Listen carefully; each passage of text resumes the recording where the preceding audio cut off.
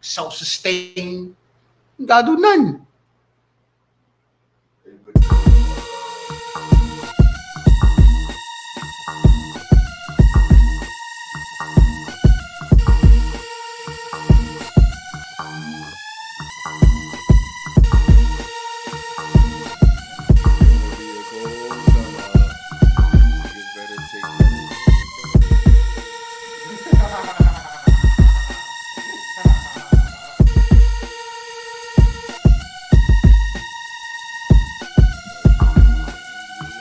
We live at the Fire and Ice podcast, man, and it's certain moments that you have when you do these things, and I think it's more the moment.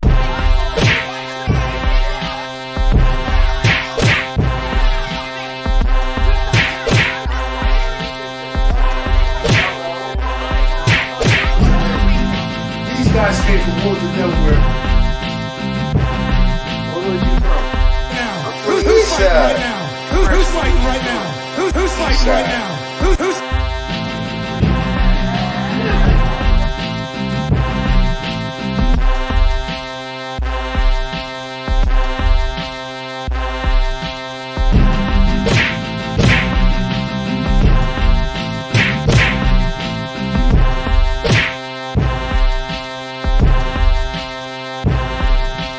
Let me see him. Let me see him. Let me see him. Let me see him. Listen, man, it's your boy D-Mac, man. Fire Nice Podcast. Let me see him. Let me see him.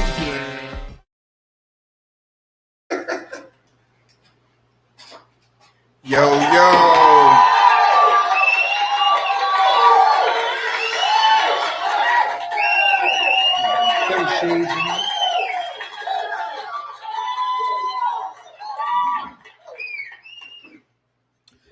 Party people. What's happening? It's Tuesday night, man. You're now rocking with the best. This is the Fire and Ice Experience, a thought-provoking black culture journey, sports entertainment, current events. Let's talk about it. People.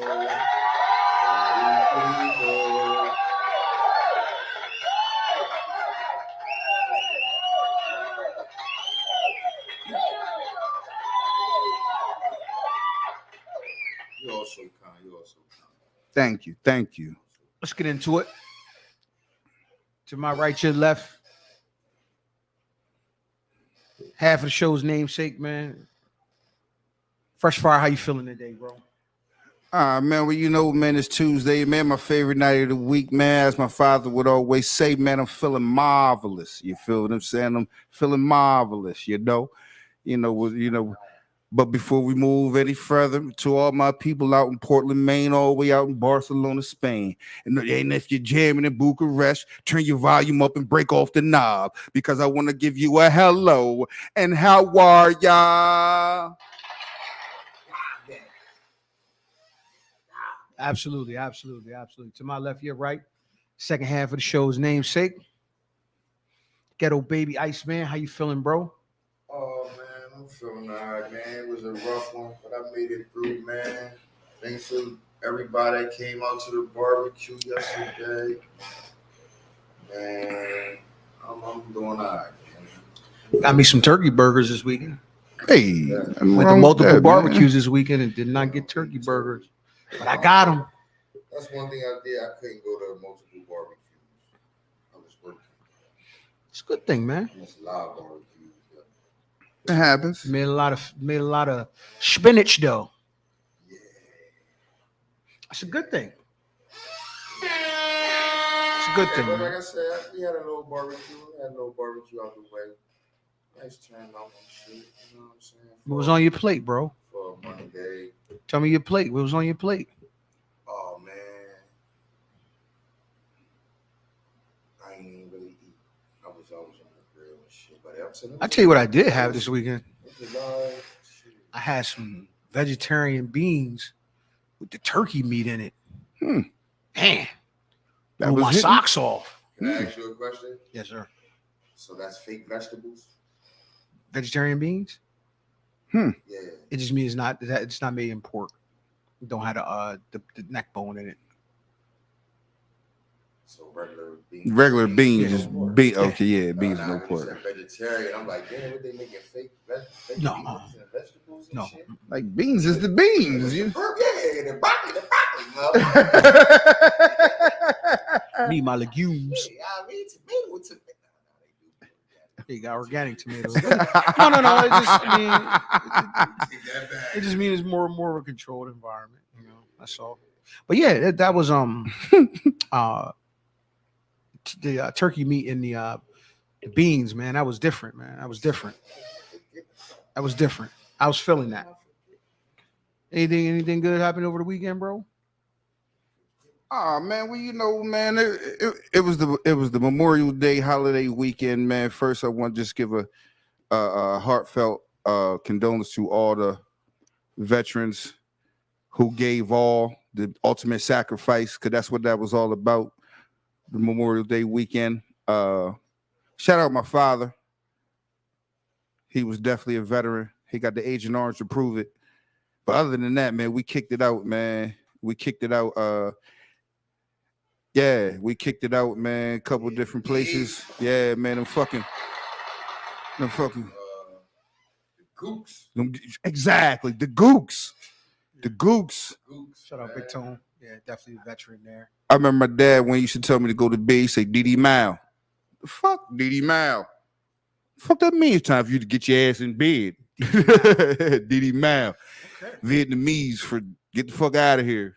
It's Vietnamese for something. Yeah, get going. Cool. Get going. I can dig it, man. DD Mal. Gotta remember that one. I want to give a rest in peace, man. Rest in peace, man, to a guy, man. I met this guy when I was, 18, 19 years old. Couldn't go in the clubs and all that shit with my homies because they was grown. So, man, the dude used to just go with me in his house, you know what I mean? He used to sit in the house with me all day, listen to music, create music, watch TV and shit. Introduced me to a famous little kid. You know what I mean? Carlos Brown, man. Carlos Brown, man. That was my guy, man. For someone I didn't grow up with or knew, you know what I'm saying, from my hood or whatever. He was a cool dude, man. That was like the first out-of-state friend I had. You know what I'm saying? Because I wasn't really traveling at 16, 17 and all that, 18, you know what I'm saying? And when I got to travel, he was probably the first guy I met out of town. Held it He down. was like a homie, you know what I'm saying? He was a thorough nigga. Did some thorough shit. Some real thorough shit. You know, it's either here or there. Yeah. Yeah, you know what I mean? Thorough dude, man. Man, sleep in peace, Los, man. Sleep in peace, man. No moment of I silence. always remember you.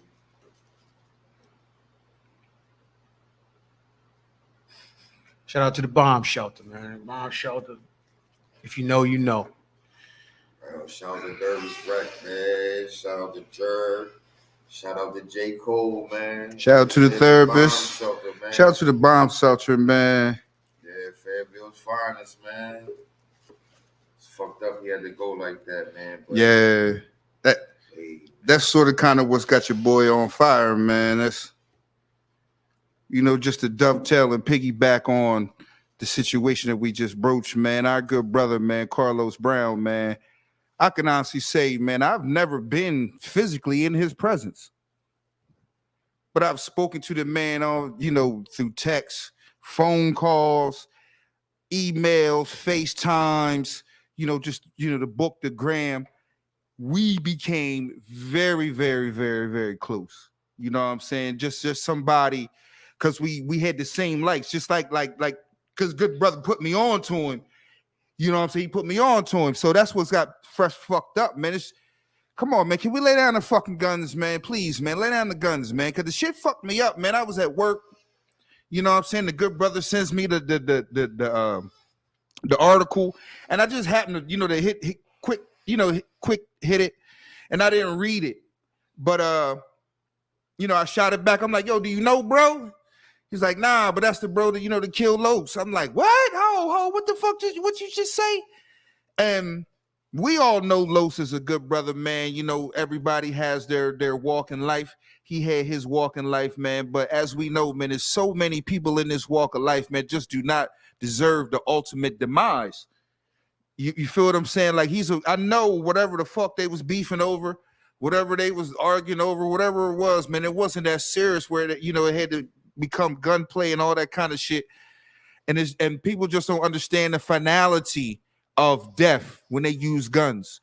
You know, you just don't understand. This ain't no fucking game, man. You can't reset the game. You can't take the plug out, plug it back in. These motherfucking people are not coming back. He did not deserve that. That brother did not hurt nobody. If anything, he was more of a threat to himself than others. If you did not realize that, you did not understand who he was, you did not feel his essence, and more importantly, you did not deserve to take that good brother's life. I mean that shit, man. With that fucking being said, man, look, man, I'm gonna make another motherfucking plea around here at the Fire Nice Experience, man. I want all of us to look at some motherfucking people we know and say, look, man, lay down the fucking guns. Well said, bro. Well said. Well said. Well said. That shit hurt, man. Well said. It was crazy because I was like, I ain't never felt like this about a motherfucker I ain't never been in the presence of in my life. I'm like, God, what? I mean, but I know him. I done talked to him many times. That's the first nigga I ever seen in my life with gloves with the fingers cut out. He the first nigga I ever seen in my life wear like 3 jackets. You know what I'm saying? He have a vest on. Unique character. Yo, He was different. He was an artist. He was different. Yo, he was ahead of his time. Yo, he was ahead of his time. Never seen a nigga wear 2 hats.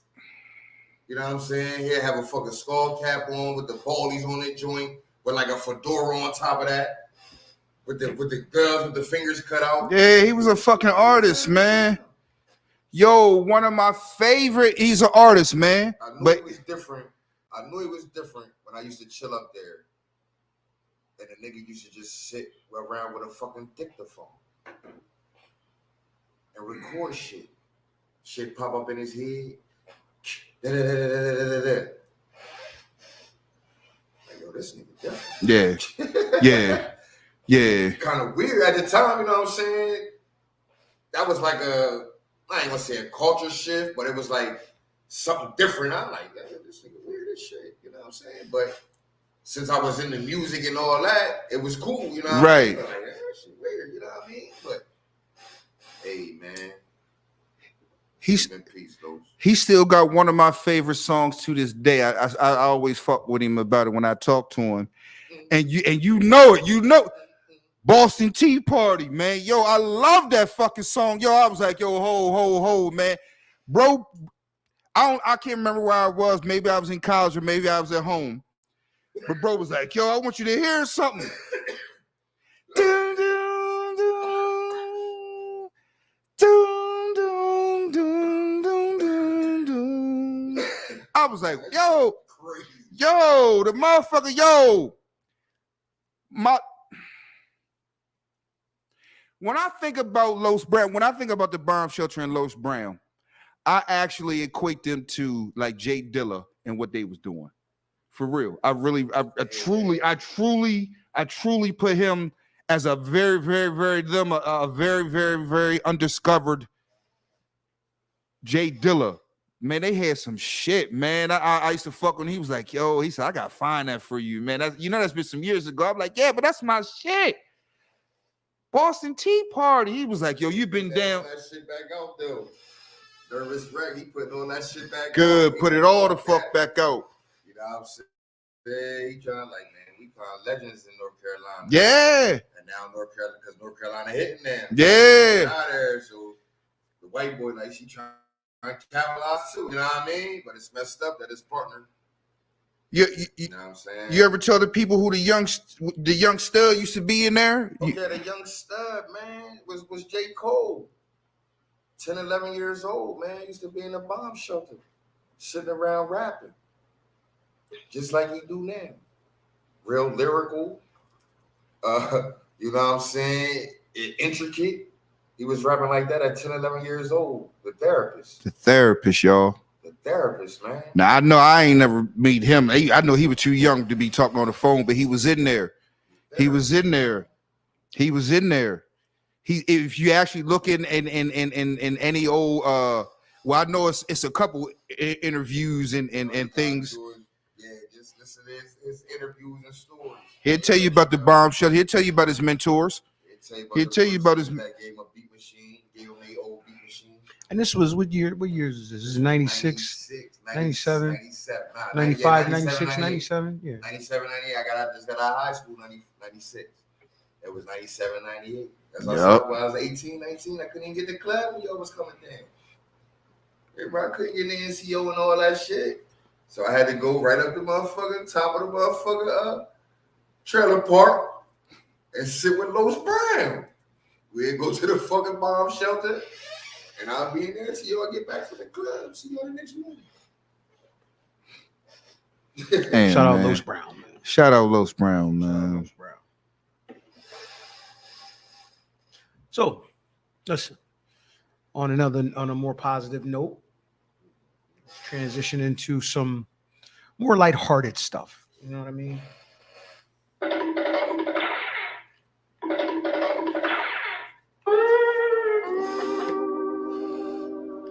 This has got to be the funniest shit that I heard over the last couple weeks. I've been meaning to talk about this shit. This shit is fucking hilarious. I gotta read this, man. This is unfucking believable. Does the name Seth Towns ring any bells? Seth Towns? I will explain Seth Towns. Seth Towns will enter rare era when he takes to court during the 2023-24 season later this fall. Towns, a former Ivy League Player of the Year when he played at Harvard, transferred to Howard University, and will be eligible for his 8th season of college hoops. What? Hold on. Huh? The guard made the decision in an Instagram post. Towns picked Harvard over the likes of Ohio State and Michigan to begin his collegiate career. He played 2 full seasons with the Crimson before he suffered a knee injury that knocked him out of the 2018-2019 season and later the 2019-2020 season. He transferred to Ohio State for the 2020-2021 season. He played in 25 games, averaging 3.8 points and 2.2 rebounds per game. Cousin. In 2021, he underwent back surgery and a bacchiotomy. And in 2022, announced that he was stepping away from basketball before he announced he was transferring from the school. I think I've restructured my relationship with basketball, he told the Columbus Dispatch on Friday. It's much healthier now. I'm not saying I put my entire identity into basketball, but man, it was hard because that's kind of the only professional aspiration I've had. Everything else was kind of subsidiary to that. Now I think I've released myself from the need to play at whatever level. I'm very grateful I'll have another chance to play, and I love the sport and all, but I would say my connection to it isn't as unhealthy as it was before. Towns already has degrees from Harvard and Ohio State and could pursue a third one at Howard. What? This man will be 26 years old when he takes the floor this season. Oh, what did he play for? Whoa. Because I had to step off. I'm sorry, folks. I had to step out and check on some things. And This nigga. He'll be playing for Howard University and will be eligible for his 8th season of college hoops. What happened? Injuries and transfers and COVID. Who did he play for first? Ohio State. He played at Harvard. Oh, Harvard. Yeah. And then Ohio State. Towns picked Harvard over the likes of Ohio State and Michigan to begin his college career. He played 2 full seasons with the Crimson before he suffered a knee injury that knocked him out of the 2018-19 season and later the 2019-2020 season. Transferred to Ohio State for the 2020-2021 season.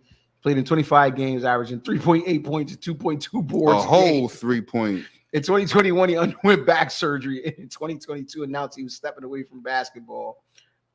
And he announced he was transferring from the school. This young man will be 26 years old. Yo, he got Yo, Like, where he going down? Georgetown? no, Howard. Howard. Howard. How does this work, man? How does this happen? Oh, time out. Red time shirts out. and injuries Time and out. Time out. Nah, fuck the 8 years and all that shit. Is he paying his own way through school? scholarships. See, that's fucked up. These are he's transferring. He has college eligibility. That's fucked up. He's red, take the church. How? That's The fucked up. loophole king. Nah, that's fucked up because he taking a scholarship. They actually giving him a scholarship. Yeah. That's why, that's why HBCU suck. They got a veteran player. Man, He sure is a vet. he's a veteran presence on the team. Yeah, they need that veteran locker room presence. man, you could've- listen, man, you got money, you went to Harvard and all that and all that and all that. This nigga's Man, the nah, Udonis you shouldn't- Haslam. You shouldn't get no That scholarship. nigga doing remote learning, man. He been in a hospital bed the last like 5 years. You can't get no scholarship. See, that's what's wrong with this shit now, man. He ain't been functional the last like 5 years, man. Man, so that's what I'm He been saying. in the hospital. You You think that knee surgeries, back surgeries. You give him $100,000 some scholarship, so he can do what? Right, he don't. Be a veteran presence on the team. Nah, that ain't enough. $100 grand. For a 9 and 20 Howard? Yep. Right. Yep. Yep. Can I ask you this? What is this? Yo, that's What's this young man's nationality, if I might add? Seth appears to be African American. Okay, cause man, he getting a lot of shots. That usually doesn't go down for black guys. And you know, like you threw the Harvard in there, like, oh, this guy went to Harvard, and they're gonna give me more scholarships. This guy's like a Yeah, two-time graduate He got already. he looking for his third degree from Howard. He got a degree from Harvard, Ohio State, and he gonna get one from Howard. Man. See, look, damn, and that's what sometimes be the problem with sports at all levels. Y'all really accepting that man because of his academic resume. He's up with the team GPA. It looks good. He's a veteran presence. And it looks good, you know what I'm saying? Just like back in high school. He's a When seasoned you ball get player. put motherfuckers on a team that really don't deserve to be on a team, but it make the team look good. Hey man. Yo, that's this man. 26 years old. He should. 26-year-old, like 6-year senior. If you ain't LeBron, man, we ain't. I shouldn't. I wouldn't give you no motherfucking scholarship, bro. You're a two-time graduate. You ain't going to the league, bro. Yeah, You're not going to the league. schooling again. Yeah, you're getting free schooling. You finessing the system, but you're a graduate from Harvard. You don't need this Howard It's shit. not finessing the system, because it's up in the front when you go apply for Howard. They know you got 2 degrees from, Bro. so you ain't finessing nothing. They just like, oh, You coming through the sports program. Like, oh yeah, we Yeah, we can use yeah, that. we just to even make ours, you know, look better. He Like, coming through the athletic program. like, So nah, Yeah, he boosted man. GPA the whole AD, the whole athletic department. shout out to Seth Towns, man. Gaming assistant, bro. At Howard though, 26 years old. boosting it like that. I don't know. 26 years old. Seth will be 26 years old when he touches the floor. It's some NBA, it's some NBA niggas. Jason Tatum is 25. Think about that. Jaylen Brown is 27. Think No, about that. 26. 6. Think about that. They've been in the league 6 and 5 years, 7 and 5, 7 and 6 years. Okay, These so how niggas about is this? multi How about motherfucker. this? Let's look at this. I'm assuming he's class of 20. No, not 2018, 90. Let me Oh, see. see this Frankie? Nigga like I class wanna of see his like dra- I wanna see his class. 16. I wanna see his class. Nah, I don't know. Nah. This nigga's like class Nah, of he went to Harvard. 16. Well, Nah, he but went, you said he was no. recruited by Ohio State. Yeah, it's Michigan, So, Michigan, and it would have to be he pretty chose Harvard high. over Hundreds. Michigan and Michigan and who else? He Ohio chose State. Harvard over Michigan and Ohio State. Yeah. So he a Midwest boy. He a Midwest nigga. Insane. Hold on, let me see something here. Uh, What class was he in? He probably was in the high hundreds.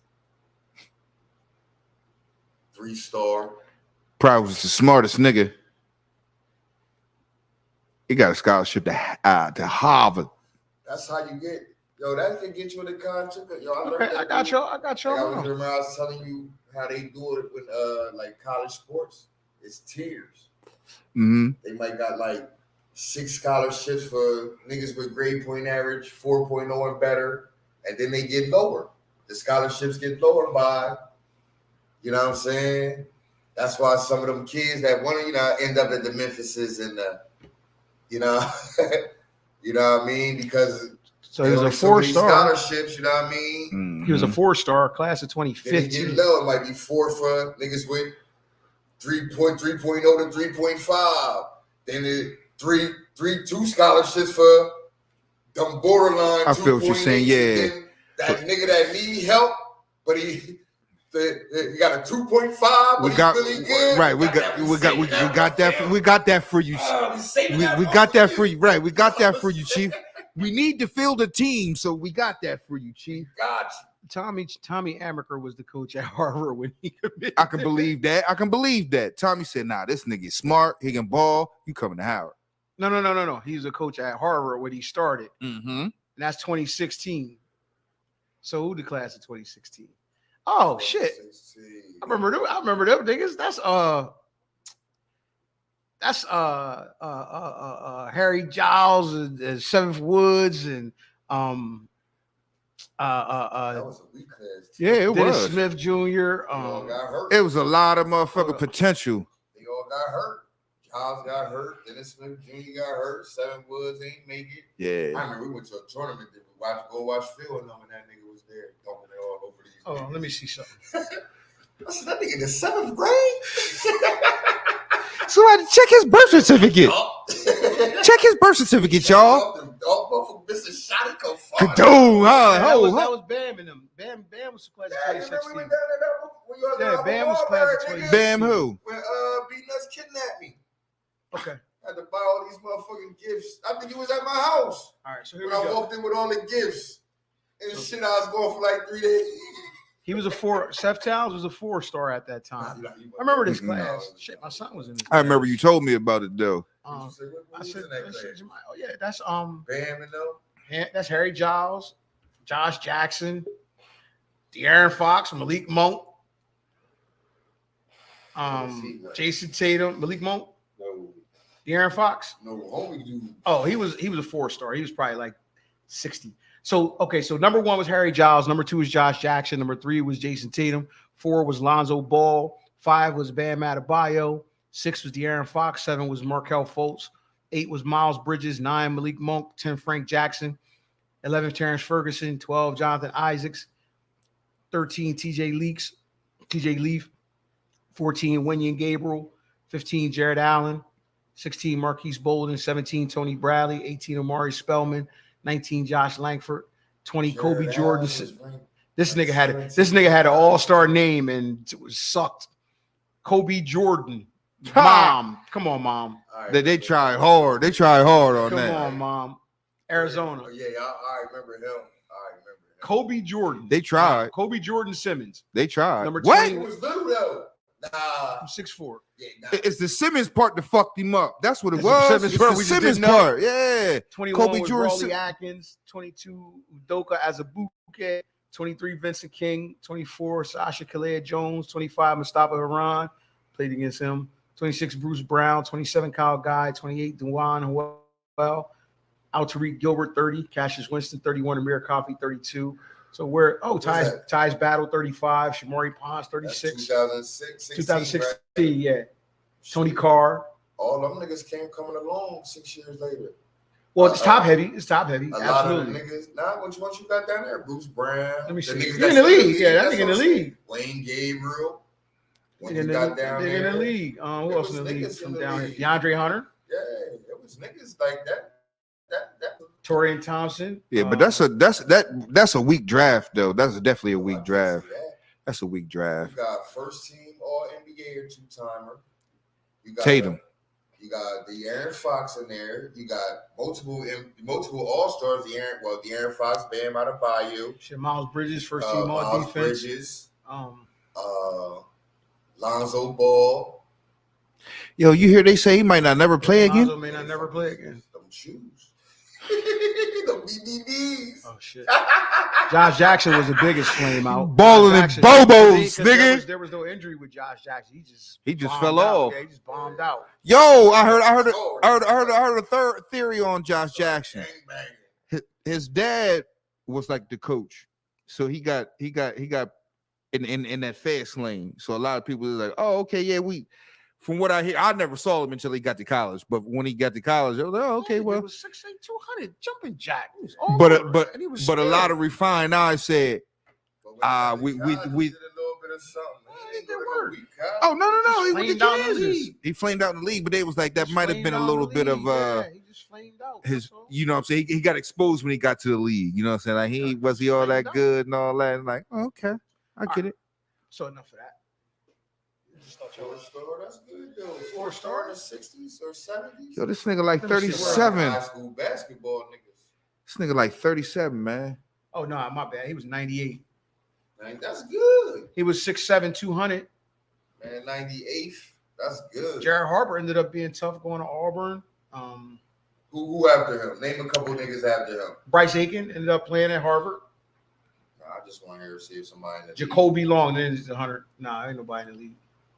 Okay, There wasn't nobody in the league. Sneak through the cracks. Nah, nobody snuffed it. Yo, it's so many motherfucking people that can play ball. Them niggas be chosen though early. I think Josh Jackson was chosen, or Josh he was You know what I'm chosen. saying? But they get chosen. Nah, he was for- good. He did work over Nah, there. He I'm did, but he saying just they did it in the get- Under Armour Once, shirt. once you like 14, 15, and they start putting you on the under USA joints like that, you choke. You know what I'm saying? You It's a choke. feeder. That's what that Yeah, all it's a them. feeder system. That's what all that stuff is about. You know what I'm saying? You look good here or whatever. We going, you know, we got our eye on you from every night. That was one thing people.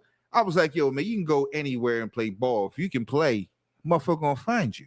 It don't make no motherfucking difference. If you can really I mean, play, it's a little harder. Let's not make it It's sound hard like. as hell. Let's not make it sound like you just go anywhere and play. You It can just takes a still little. play You gotta be outstanding. and still don't. yeah, I ain't saying you can't go there and average 14. Now you gotta go wherever you go, you gotta bust ass.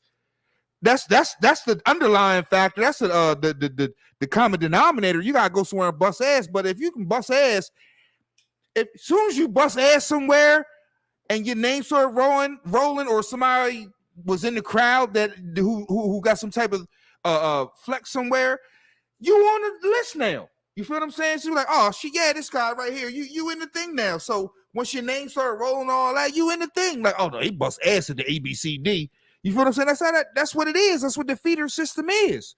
We should have won a title with this class, man. Now think about it. Harry Giles fucked that all up, man. Yeah, He still got a bad knee, don't he? that nigga out the league now. He out the league, They man. got the league now. But that was shit. He Harry was- Giles, Jason Tatum, Frank Jackson, and homeboy Marcus Frank Bolden. Jackson in the league. Frank Jackson in the league. Yeah, he still play for New Orleans. Yeah, Frank in the league. Yeah, he do. Frank He in the league. get a little burn every now and then too. Yeah. Niggas 6 years later, they, you know what I mean? Besides the niggas that was outright stars, De'Aaron Fox then came along. Tatum came straight out the gate. Bam was a little bit out the gate for who he was playing for. Zach Collins, because I think Zach Collins played for Markel Fultz is all right right now. Yeah. I heard his name in there. Markel Fultz was there. He was I can honestly say, man, Fultz was I'm- 9. I'm glad to say he's actually bounced back, man. I No, mean, he we was couldn't 6. use him. Sorry, he was We 7. couldn't use him, but I'm glad he Markel bounced Fultz was back. 7. Shit. You know what I'm saying? A couple people like they yeah, that class was all right, man. Shit, if we get 15 from a high school class in the league, that's good. Well, I mean, I guess it goes to my thing. Peyton Pritchard. I'd be like, man, it'd be a lot of motherfuckers. They just regular average. Like, most of them was average dudes. And I'd be like, man, you look, you know what I'm saying, the young talent coming out of 172 out of college, you know, from America. I'd be like, Like number 72 at the time. I'm not impressed with that, man. I'm not impressed with that. What? With a lot of the talent that comes out of college. Once it gets to NBA, they be busting ass in the I think league. This class, this freshman class, Carson Edwards in Boston. I think this freshman class is going to be one of the best Yeah. Yeah, this freshman class, dude. Okay. So let's switch gears. I have a quick question, though. Let's switch to movies, man. I was thinking the other day, I saw a meme. What's the greatest movie action sequence you've ever seen? Greatest movie action sequence I ever seen. For me, it'd have to be between Heat on some shoot 'em up, like really shoot 'em up shit, or I don't know if y'all seen that shit, The Raid. Listen, I've been meaning to watch The Raid for 2 years now. That The hallway scene. Oh my god! Listen, he fucked up like 150 minutes. Yeah. They said the Punisher. They said the Punisher jail scene is almost like that, and the Daredevil hall scene from the Daredevil Netflix series. Raid scene different, man.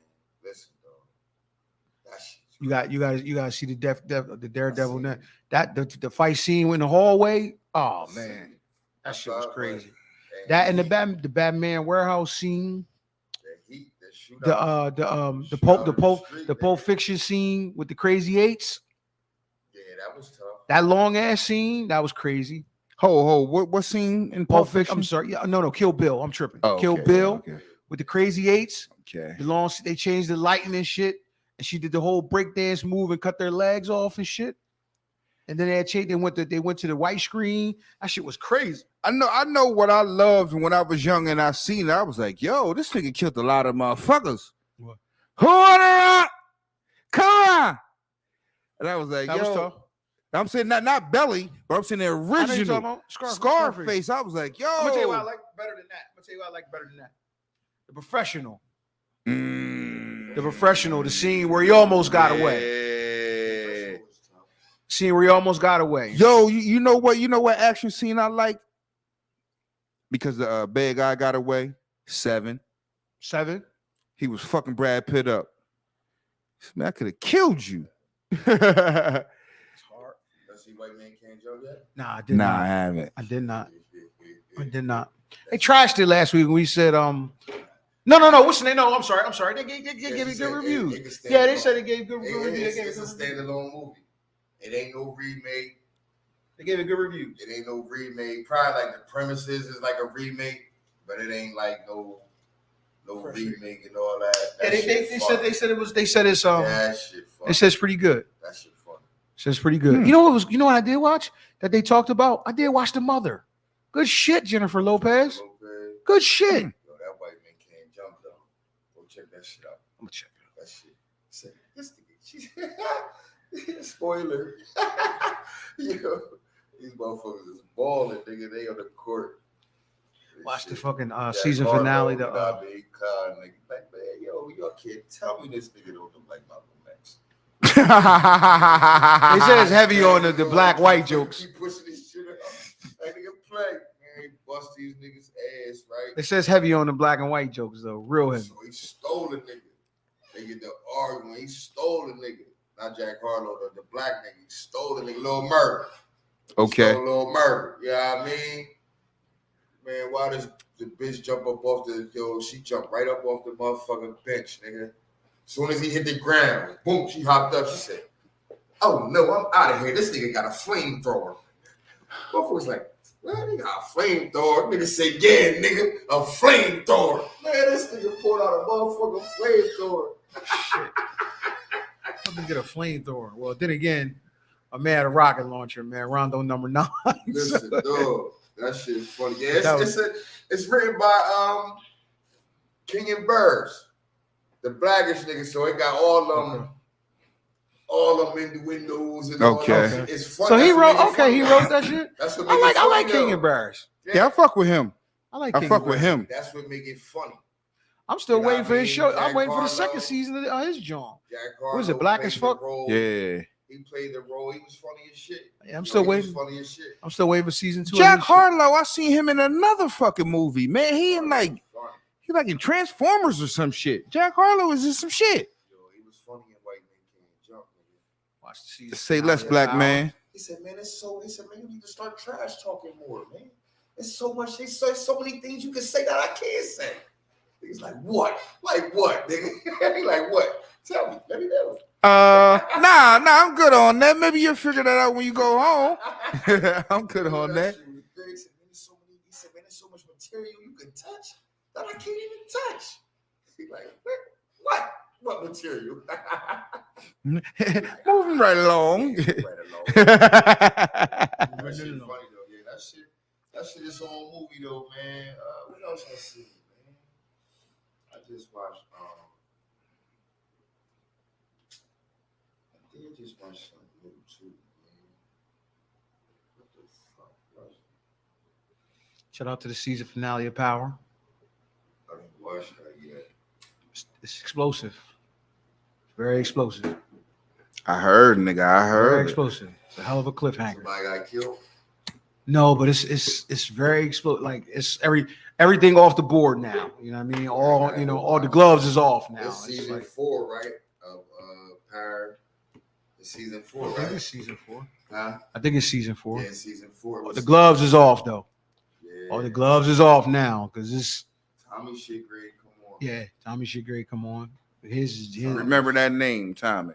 Tommy Shigray, come yeah. on. The gloves is off though, folks.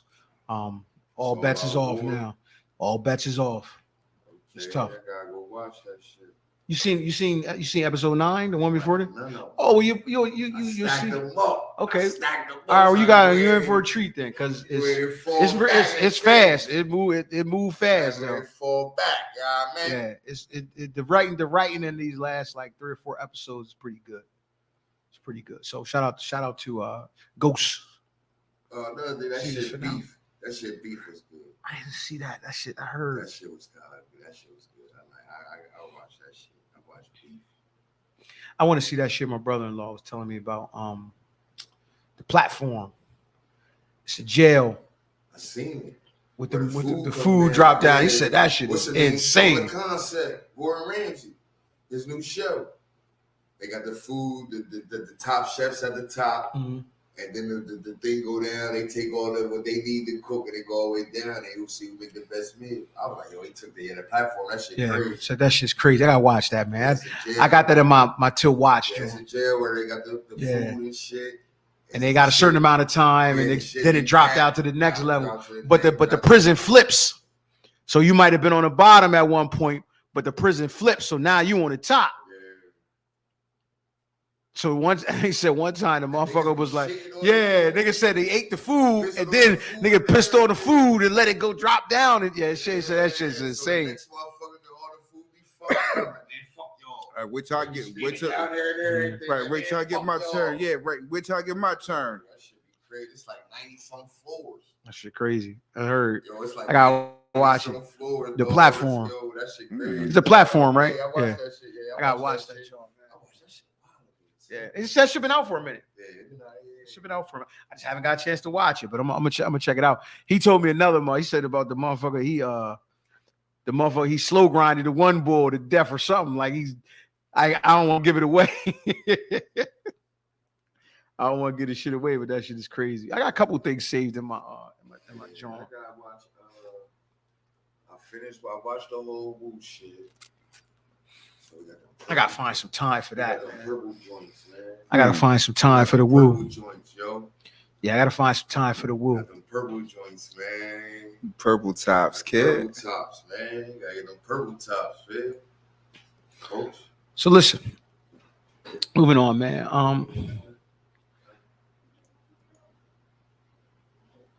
Did anybody see the did anybody see that the Florida boardwalk shooting? Nah, I heard about it though. I ain't seeing it So shit. check it out. I seen that shit. A baby and 5 other people remain hospitalized Tuesday after a Monday evening shooting between 2 groups at Florida's Hollywood Beach boardwalk that injured 9.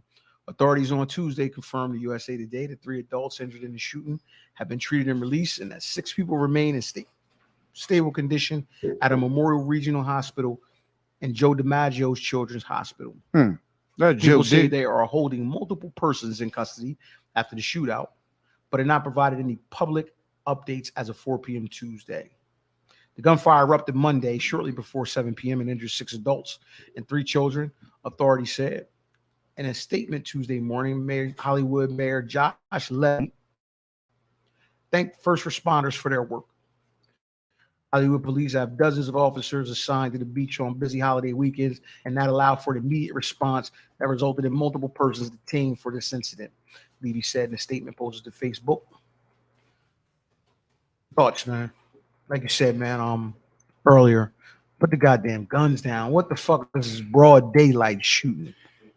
I'm so tired of motherfucking guns, man. I'm so tired of motherfucking, I'm gonna say it, man, cowards. These are cowards, you know. I mean, how the fuck do you baby, though. Dog? A baby. You went to the boardwalk with your pistol. This may not be the place for you if you gotta bring your pistol to funnel cake. I guess. Can't get caught lacking. If you gotta bring your pistol to funnel cake, you may not need to be at this motherfucking place, man. You know what I'm saying? It's gonna be. I haven't met a boardwalk where it wasn't a lot of people. I haven't met a boardwalk where it wasn't a lot of people who don't deserve to be shot at. So what the fuck is you bringing your gun to the motherfucking funnel cake for? What the fuck is going on? Please, people, I implore you, please, leave the guns at home.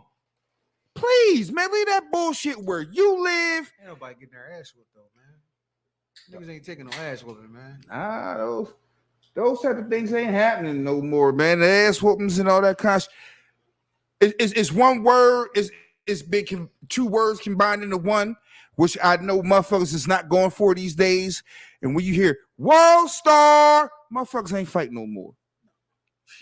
Motherfuckers ain't fighting no more. You're not gonna put me worldwide. I'm knocked out. I'm slid in some oil and shit. Nope. No. Man, you live in infamy. No. World Star. Cuz. No. That You live in infamy, man. Yo, you're not doing that to me, man. I gotta. It's like at least listen. In any incident, man, there's at least 4 or 5 cameras out. Niggas got angles. Motherfuckers don't give a fuck. You might got 3 different angles of you getting your ass whooped. Slow-mo, black and white, filters, dog. You get your ass whooped in Niggas 4D. edited it like a professional. Oh my god! And then got home and edited your ass whooping like a professional. You get your ass whooped in HD. Yeah. You get your ass whooped in ass HD. looking like Kill Bill with the crazy eights, motherfucker. Like, God, It'll put commentary on it. It'll put graphics on it. You know the interwebs slick though. Oh man, audio effects when you get knocked to the ground. Boom. Yeah. Oh my god. Look, a nigga punch you. They put the graphics on. You fall into like an earthquake hole and shit. Oh man, fell all the way to fucking China, some goddamn where, man. Yo, nigga punch you all the way across the country to Hawaii or some shit. You fall in a volcano. You just slid through somebody's movie set, all kind of shit, man. Yo, you slid through a construction site. Yo, I have a saying, and it's been working for me. I don't carry a gun, but what I will say is if I get into an argument or some type of situation or issue, I'm going to apologize until I can't apologize no more. And then when I can't apologize no more, I'm going to apologize some more. But when I can't apologize some more, I'm going to apologize some more. But then when I can't apologize anymore, I'm going to shoot you. So in other words, it's going to take a lot. You earned this. You earned this bullet. You earned these bullets, bro. I'm not fighting though. And I don't like guns, so I'm like, yo, I'm gonna apologize. Man, hold up, man. Send this man or this sister a drink. Oh, I see you all aggressive. 2 drinks. I'm not fighting. Get that man you, 2 drinks. I'm not fighting you, man. One, you and your lady, man. Go ahead, get right, man. This ain't that type of situation. But if you see me outside and you still all aggressive, I'm gonna apologize a couple more. Say, hey, my man, you know, I know you knew. I know it was your new Cactus Jacks. You know, your head on your feet. My bad, my man. You know what? I'm gonna try to send you something, man. Let me get your math, man. I'm trying to send you something, man. Make this right.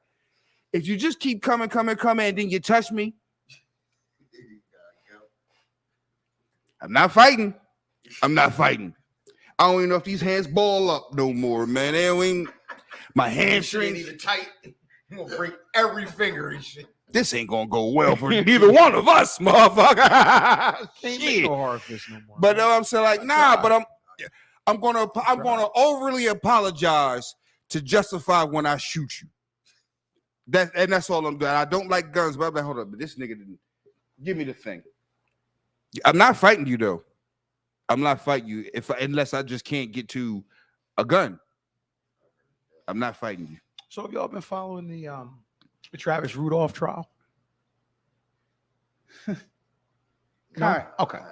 So let me bring you up to speed. Travis Rudolph is a former FSU football player, former New York Giant. 4 men appeared on Rudolph's doorstep shortly after midnight, April 7, 2021, to confront him about a dispute he had with his girlfriend hours earlier. Confrontation turned violent, Rudolph said, and he armed himself with an AR-15. Prosecutors say the men were trying to flee in a black Cadillac by the time Rudolph fired off 39 rounds in their direction, killing Sebastian Jean-Jacques in the passenger seat. Rudolph asked circuit judge to dismiss the case last year on the basis of Florida's stand your ground law, which permits the use of deadly force to protect against death or great bodily harm. Gillen denied his request, leaving jurors to decide whether Rudolph earned Jean-Jacques' life to save his own. Now, so there's more to. He ran him down the street. But wait, there's more. He ran him down the street. Like they came to his spot. I said the same thing, man. I got something for you motherfuckers. I got my AK. I think the operative word is ran them down the street or chase them down the street. Shoot. So Robinson, Tyler Robinson was one of the 4 men who confronted Rudolph on April 7, 2021. Keyshawn Jones testified last week that they just wanted to talk to Rudolph about allegedly slamming Jones' sister to the ground after she discovered texts on his phone from another woman. I'm black. Unlike Jones, Robinson said he went to the Lake Park home expecting a fight. All 3 men said Rudolph instigated the brawl. They testified that he came to the door and pushed past them into the front yard, picking up Jones and slamming him to the ground. A fist fight between Rudolph and the 4 men ensued, with Rudolph's brother joining in to help. Oh, they Robinson brought a fucking gun with up. him, but maintained he never pulled it out of his pocket. He told jurors that he saw Rudolph run into his home and return with a rifle in hand, at which point Robinson began shouting his surrender. His yells captured on Rudolph's Ring doorbell camera. Robinson ran with his friends about 300 feet down the street to where they parked the car, and Rudolph chased him. Robinson said Rudolph began shouting as he dove into the back seat of the Cadillac.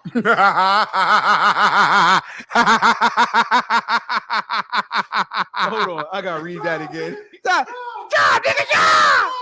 Willie, pull off, Willie. Robinson ran with his friends about 300 feet down the street to where they parked the car, and Rudolph chased him. Robinson said Rudolph began shooting as he dove into the backseat of the Cadillac. The gunfire stopped after nearly 40 gunshots, and he heard Jean-Jacques say in the front passenger seat, "I got hit." Robinson was shot too.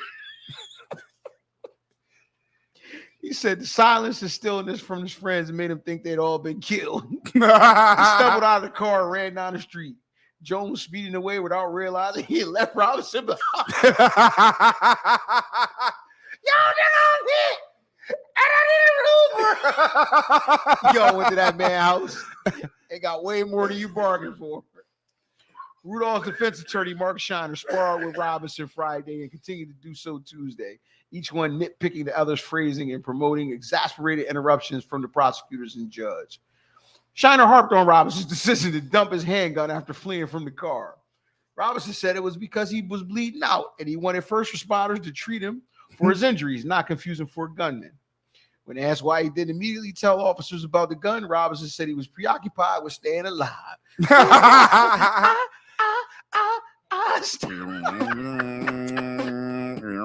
Yo, That's fair. The defense attorney accused Robinson of trying to hide the weapon to downplay his role in the shooting. Rudolph has accused him and Jean-Jacques of pointing their guns at him, prompting him to pull the trigger and forming the basis for his stand your ground claim. Officials never found a gun on Jean-Jacques, though Rudolph's defense attorneys have suggested his friends hid it before police officers arrived. Shiner pointed out that Robinson also failed to tell investigators that Jones texted him and his sister that Rudolph was a dead man walking for allegedly mistreating his then girlfriend, Dominique Jones. She responded, "Please go shoot his shit up." Okay. Those texts were empty Word. threats at best, Robinson said. Word. He testified last. Hey, listen, man. Sometimes you call a motherfucker, yo, and this is what happens. That was a word. He testified last week that he bought his handgun with him most places because he had just turned 21 and he thought that's what men do, or because he had any intention to actually use it. Assistant State Attorney Francine Edwards underscored the point when she asked Robinson why, if he went to Rudolph's home to murder him, didn't he shoot him with the gun in his pocket? Robinson replied the same way he did when he first took the witness stand last week. They weren't there to kill Rudolph. Bruh. I'm just saying. Who the fuck was you there to kill? I mean, all right. That was a lot. That was a lot right there. But what I did understand was there were some things being said to where my man, what was it, Rudolph? Rudolph was like, oh, okay. Let me be Travis Rudolph. Let me be preemptive in my protection of my house and my family. So I'm assuming this is Florida. Where else would it be? Oh, okay, so this is Florida man doing Florida shit. With that being said, I don't know if he is the complexion for the protection under the Stand Your Ground Act under these particular circumstances. Now, let me say this like that. After the fact, we all found out, you know what I'm saying, that the people said he's a dead man walking for fucking up my man's girl, whatever. But what I know at the time when it all jumped off, my man, he comes out aggressive, I guess. You know, all right, you can't. This is what you come for? All right.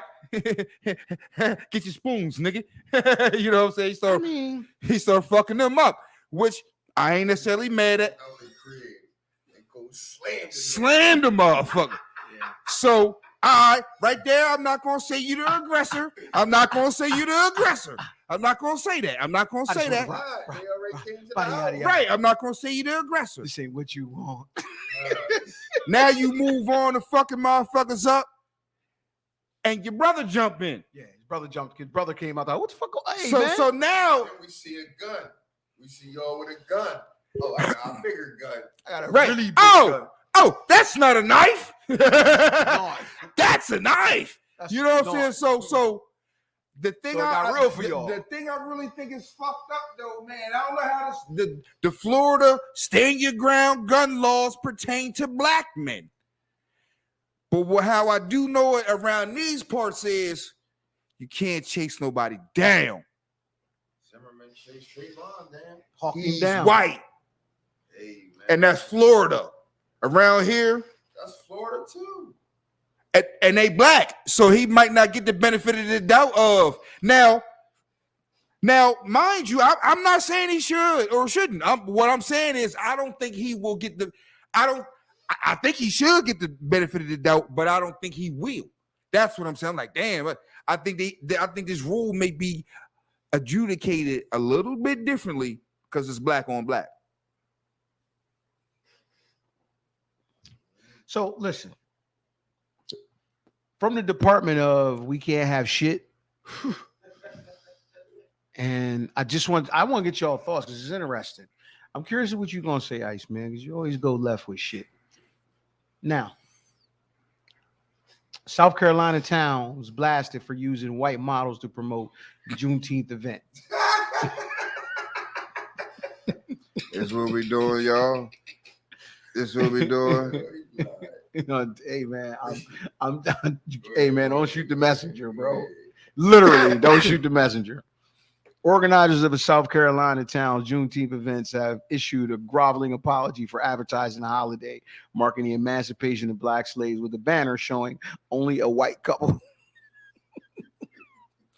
Y'all know y'all wrong for that shit. The seemingly colorblind promos for Juneteenth's GVL June Megafest went viral soon after they were put up across Greenville, sparking outrage and even calls for a boycott. You want to celebrate the depth of black culture on Juneteenth by putting white people as the face of it, one outraged critic tweeted the organizers. How are you not aware of how problematic that is? This is how Black history gets completely distorted, repackaged to be palatable for white Americans, another critic wrote. This is 100% doing harm. This is 100% buying into the idea we can't be whole on our own, not even for one day. One Greenville local even suggested it was part of the general trend that has erased everything else Black in my hometown. Gentrifying Juneteenth is bold, they wrote, calling it disgraceful. Greenville activist Bruce Wilson, who has hosted other Juneteenth events, called for a boycott of the Mega Fest. I was appalled. I was sad and I was angry. The Fighting Injustice Together leader told Fox Carolina of seeing the banner only showing smiling white man and white woman. I'm the first to say that white America can celebrate Juneteenth. I just don't think white Americans should be the face of Juneteenth, he said. What? Black business leaders making up Juneteenth's GVL board initially defended the banner, saying it was one of 50 aimed at reflecting the diversity of local community coming together. The images on the flag were very intentional, co-founder Pete Lee told WYFF. We have been knocking at the door for so long to include us, he said, of the Black community. Now that we have a seat at the table, the last thing we want to do is what's been done for years is to exclude. Founder and executive director Ruben Hayes also told the outlet that the banner was approved by myself as well as my co-founders. And we feel like they bring the right type of messaging and unity, freedom, and love, the Navy veteran said proudly. However, he changed his tune as the backlash mushroom, releasing a groveling apology Thursday while promising to remove them all as soon as possible. We take full responsibility for this misstep, As you fucking should. while blaming a slight oversight on one's individual part for the messaging he previously said he personally approved. We sincerely apologize for any disappointment or frustration caused by this oversight, he said. Moving forward, we're committed to ensuring that our events fully reflect the diversity, inclusivity, and historical significance of Juneteenth. Juneteenth, or June 19th, commemorates the day in 1965 that Union troops began enforcing the Emancipation Proclamation of 1863 in Galveston, Texas. President Biden made it the 12th federal holiday in June 2021. Hayes noted in an earlier interview, just days before the banner uproar, that the day is more than a Black holiday. Yo, dude, that shit is so fucking wrong, man. It's so fucking wrong. It's so disrespectful. It's a smack in the face. You got your dick out pissing on me, telling me, oh, no, that's just rain. I'm trying to tell you, man, for you to have some people from the mountains of Caucasus. I got a Canadian tuxedo on. Dig it, man. I mean, sleeve rolled up. It's so Shirt motherfucking, yo, that's so motherfucking disrespectful to Black people that it just goes to show. This shit is funny as hell. Yeah, these Juneteenth. I gotta find it, man. I gotta find this shit. But yo, it's so fucking disrespectful to Black people. Like, yo, what the fuck? What the fuck, y'all? Y'all ain't even want no motherfucking Juneteenth. But here y'all all up here talking about y'all come get some paper plates, motherfucker. Hey, man, look. Whoo, man, that is so fucking fucked up, disrespectful. A smack in the face. A piss in my motherfucking coat. Like, yo, what the fuck is you doing? Selling anything, patronizing anything, gentrifying anything that has to do with Juneteenth. You try to take every motherfucking thing from Black people. And, oh, yeah, man, we'll come down and get your car washed and shit for Juneteenth special. Yo, man, stop that shit. That's not what this is the fuck about. It's not. That's not what this is the fuck about. If we had it your way, it wouldn't be a motherfucking Juneteenth. We'll still be some motherfucking where trying to pick cotton. But I digress, man. Yo, man, this shit is so fucking foul, man. The shittiest part of it is people out there that know better to say, yeah, that's cool. This shit went through some channels, man. Man, you need to. Now it's about money. Yo, how many? I don't know. Listen, me myself personally, I don't know nobody that was celebrating Juneteenth until probably like 3 years ago. This is true. I don't know nobody that was celebrating Juneteenth. But it's here. Yeah, but it's here. But that's what I'm saying. They like, man, we gave y'all. That's how they thinking. Like, oh, y'all wasn't even worried. Y'all wasn't even thinking about this. Who? No, and that's bullshit. Because yes, the fuck we was thinking about Juneteenth. It was you motherfuckers talking about, nah, ain't nothing. It took Joey Biden to make it something. And now motherfuckers want to try and give you a deal on ribs, no motherfucking word for Juneteenth. It meant more to us, and it means more to us than you to try to make a fucking buck off this shit. Proceeds. Some money grab. For some who are very insensitive. For all now. Because like we just said, what's this, the first annual big gala in South Carolina for Juneteenth? An upstate celebration of freedom, unity, and love. Hold on, man. Hold on. You mean to tell me on March 17th, whatever day that is every year, that's St. Patrick's Day, that me and you show up like, no, but you on the motherfucking fly like, come to Old Frills. Man, get the fuck out of here. They be like, what the fuck is going on? They be like, who the fuck is these motherfucking? That's cultural appropriation. Like, yo, man, this is not the time that bullshit. You got braids, you got Rachel Dozier. Motherfuckers, Juneteenth is not the time for that shit. This is not about that. And for everybody, even black people, it's a cash grab. Because like I said, this ain't the 15th annual. This ain't the 20th annual. Nah, it's the third. What was stopping you from celebrating Juneteenth without all this? What was stopping you? Without the pomp and Some circumstance. people was, and if you look around, black people ain't out here trying to sell nothing like these people was. Like, yo, you know what I'm saying? It's like, yo, and It's crazy But because also- it's a black but man that also put the we banners up, though. Yeah, him too. Him too. It's a black guy that put the banners up. That's fucked up. But what I'm saying is, Yo, y'all know anybody celebrated Juneteenth before? Well, my birthday, June 19th. I ain't heard of it. I celebrated Juneteenth. That's what y'all celebrated before. Have you ever celebrated Juneteenth? Do you know anybody that celebrated? Like, yo, it's Juneteenth, That great. was just like a couple years ago. That's what I'm saying. yeah, but black people still ain't out here promoting like you like, oh, They you a black are, man. because now it's a thing. We can As go- they we should. can throw these little As they- shindigs, and we're capitalizing because we've written all these vendors. But and as all they this- should. I understand White people that. should not be. White people should have no stake in this game. Period. You wrong for that. Period. Let's start there. You wrong for that. Period. Like, yo, my man, I don't think I should be on the front of a Juneteenth ad. Nah, that's probably that's something different. You wrong for that. Man, All it's people all- involved. Everybody capitalizing now. It's all a, you know what I'm saying? It's like a St. Patty's Day where you just a Cinco de Mayo. You know what I'm saying? Like, that's what it is. I think they might have put them white people on there just so they can show us that they're Acceptance. they're like acceptance of the holiday.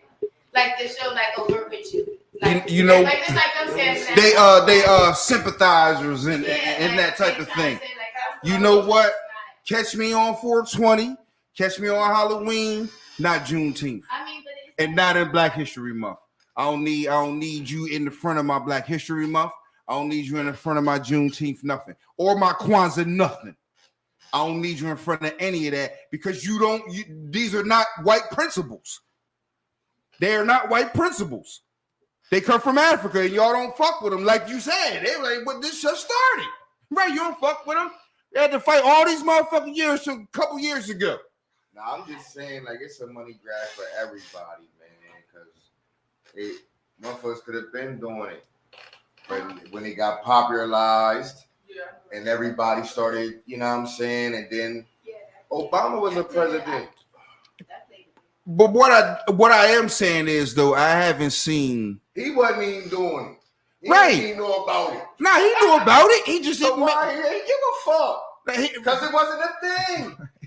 It was. like it was taught to us. It was. Well, you're right. It wasn't like it was taught to us because it comes from the perpetual system of them not trying to tell us any of this kind of shit. It actually comes from them not telling motherfuckers like, okay, yeah, we know y'all free, but y'all don't know y'all free. You understand what I'm saying? That's where that actually comes from. Like, y'all was free in 1863. We're gonna hold on till June 19th, 1865. Yeah, y'all was free. If y'all just walked off, we couldn't really do shit. All So- this time, like you said, well, he knew. He could have been like, I'm passing the new. You know what I'm saying? Like, now it's popular for everyone. Cash grab for everyone. Motherfuckers don't care about Juneteenth, man. I don't, but All they want now, they want you to do now that you know it's a holiday celebrating Juneteenth. Go buy all this shit. Go buy your little flag. Go buy your food. Go buy your tablecloths with the little African print and all whatever. Go buy shit now. that part, Go buy shit now. that part, I don't see a whole bunch of that. I don't see a whole bunch of black people selling a whole bunch of black shit at Juneteenth. I don't. I see them celebrating more or want to celebrate more nowadays in the open, but I haven't seen no Juneteenth motherfucking hoodies. We're gonna pay attention to it. We're gonna pay attention to it. It's coming. It's coming. It's I coming. buy one from my You buy one? You buy the Juneteenth hoodie? from my sisters and brothers who got the right intentions to buy what's the going on. Where you gonna get that hoodie Not from? you, Tyler. Not you, Tyler. Nah, I don't need you in the front of my Juneteenth. Nothing. No. There's so many reasons why you shouldn't be there. There's so many reasons why that black man was wrong. I understand it's a cash grab. Grab it a different way, motherfucker. Did it work out for you? How did it work out for you? Black man with the white people in front of Juneteenth. How did that work out for you? It's working Well, he out. he issued a furious Because apology. motherfuckers is making t-shirts and doing all that. Would you- Selling would you- them at their little Would he use the t-shirt? shindigs. As they should. But they getting it from the white man. No. The ones that get it from the white man, kill the whole. Now I'm like, oh, I know enough motherfucking people that will print up some Juneteenth motherfucking t-shirts, hoodies, sweat gear, casual gear for you. You don't have to go to Steinberg. You don't have to go there. This is what Juneteenth is the fuck about. This is what Juneteenth is the fuck. You free now. God damn it. We don't need these motherfucking white people in front of Juneteenth. Other places, yeah. This one, nah. We don't need that. They here to stay. They don't need to be on the flyer. Is that up north thing though? They've been doing Juneteenth in Louisiana since. That's why I said I don't know nobody. That's why I said I personally know for it to come don't know nobody. You know what I mean? I never met nobody that celebrated Juneteenth. I never heard my older aunts or nothing talk about no Juneteenth. Definitely, It might be definitely up north is. thing. You know what I'm saying? It might be. 4th of July fireworks. Yeah. Down south, that's their roots. They know not to fuck with that. You know what I'm saying? We ain't taught that too much up there. I mean, but that's also like, let's take Thanksgiving. When we was younger, some of us may have celebrated Thanksgiving because of the Pilgrims and the Indians and all of that shit. And then I would assume once we all got older, we don't celebrate it for any of that shit anymore. So the same way things can change, like we wasn't celebrating Juneteenth, now we are, as we should have been. Thanksgiving, we still show up and eat, but I'm just glad my people's there. We can play spades, take a walk. Is that black? It ain't got, that's black culture. It ain't got shit to do with no goddamn Pilgrims and no goddamn motherfucking Indians. Not, you know what I'm saying? I would go out on a limb to say a lot of us now are aware of the true facts of what they pass as Thanksgiving. As we've seen around the country, they changed Thanksgiving into Indigenous Peoples' Day because you shitted on them so bad and got up so bad on them for under the guise of Thanksgiving. Like, damn, we're gonna change the fucking name. How shitty was that? So none of us show up for the Pilgrims and none of that no more. Christmas, some of us ain't even Christian and exchange gifts. You feel what I'm saying? So at a certain point, we all change, but we can show up to Juneteenth where we wasn't showing up as we should have been, but now we are. But there are certain people that should not be allowed to this. I stand 10 toes down firm on it. Moving on. Inclusion, man. Not this one. Not this He one. thought that's what it meant. He thought that's where Not he was this going. one. Niggas Not like, this nah, man, nah, fuck. You that. can be down, but not Sure. that. Not down on the motherfucking flyer down. Hell fucking nah. So Fuck nah. Nah. I got a problem with that. So it khakis and a jean jacket. Oh no. That's where it came from. The picture the guy posted up for the blow up. Nah, they had It was a flyer. Nah, It was he a had a- flyer. he had a- Juneteenth flyer. I seen it with the white couple on there. Yeah. son had a Canadian tuxedo, man. Ah man, Rolled up and shit. nah, Sleeves man. rolled up. Save that shit for Arbor Day or something Sleeves else, rolled up. dog. What the fuck is Arbor Day? I don't know, but it shouldn't be around Juneteenth though. I tell you that. Well, Arbor Day is 420. That nigga said, That's fucked hold up. on, but this is the funny shit. Father's Day. Hold on, this is the funny shit. This quote kills That's me. fucked up. This quote is incredible right here, though. This nigga said, "The day is more than a black holiday."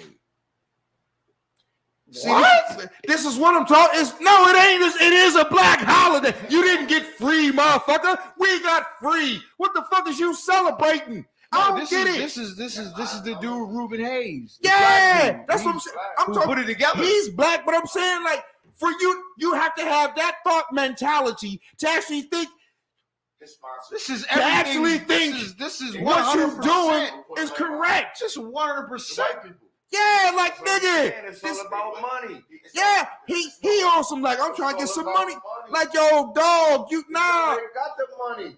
That's how they throwing this big ass, dumb ass festival. Yo, and he wrong for all of that They shit. got it from the white man. Yeah, they be like, yo, I'm put. You know Got what? it from the city thank- hall. thank got it you. From the city. In honor of you giving us this money, I'm gonna put some white people on the flyer. Man, all you motherfuckers wrong, man. I said that shit. I said it. So I said it again on Sunday. all right. So mm. what I like to do now, man, is since we fired up, You gotta go where the money at, man. you know, Motherfucker. I like to coin this segment, man. Don't forever forget. Okay. You know, coming off of the tail end of that, I like to bring to the attention for those that don't know, a young man, George Junius Stinney, was an African-American boy who at the age of 14 was convicted in a proceeding later vacated as an unfair trial and executed for the murders of two young girls in March 1944. Betty June Binnicker, age 11, and Mary Emma Thames, age 7, in his hometown of Alkaloo, South Carolina. He was convicted, sentenced to death, and executed by electric chair in June 44, thus becoming the youngest African American. No, the youngest American with an exact birthday confirmed to be sentenced to death and executed in the 20th century. A re-examination of Stinney's case began in 2004, and several individuals in the Northeastern University School of Law sought a judicial review. Stinney's murder conviction was vacated in 2014, 70 years after he was executed, with a South Carolina court ruling that he had not received a fair trial and was thus wrongfully executed. Well, that helps George now. This man So, been dead longer listen than my back. parents was fucking alive. And now y'all want to exonerate. So it's going to be pretty long. So, but I want you to tune in because this is. I want you to understand the speed of this trial. So we'll go through. In 1944, Stinney lived in Alkaloo, South Carolina, with his father George Stinney Sr., mother Amy, brother Charles, 12, and sisters Catherine, 10, and Amy, 7. Stinney's father worked at the town sawmill, and this town resided in the company housing. Moving forward, March 23, 1944, the bodies of Betty June Binnicker and Mary Emma Thames were found in a ditch in the African-American side of Alkaloo after the girls failed to return home the night before. Stinney's father assisted in the search. The girls had been beaten with a weapon, variously reported as a piece of blunt metal or railroad spike. Binnicker and Thames both suffered severe blunt force trauma, resulting in penetration of both girls' skulls. According to a report by the medical examiner, these wounds have been inflicted by a blunt instrument with a round head about the size of a hammer. The medical examiner reported no evidence of sexual assault to the younger girl, though the genitalia of the older girl was slightly bruised. The girls were last seen riding their bikes looking for flowers. As they passed the Stinney's property, they had asked Stinney and his sister Amy if they knew where to find maypops, a local name for passion flowers. According to Amy, She was with Stinney at the time the police later established the murders occurred. According to an article reported by the Wire Services on March 24th, 1944, the sheriff announced the arrest of George Junius and stated that the boy had confessed and led officers to a hidden piece of iron. George, this is the investigation. George and his older brother John was arrested on suspicion of murdering the girls. John was released by police, but George was held in custody. He was not allowed to see his parents until after his trial and conviction.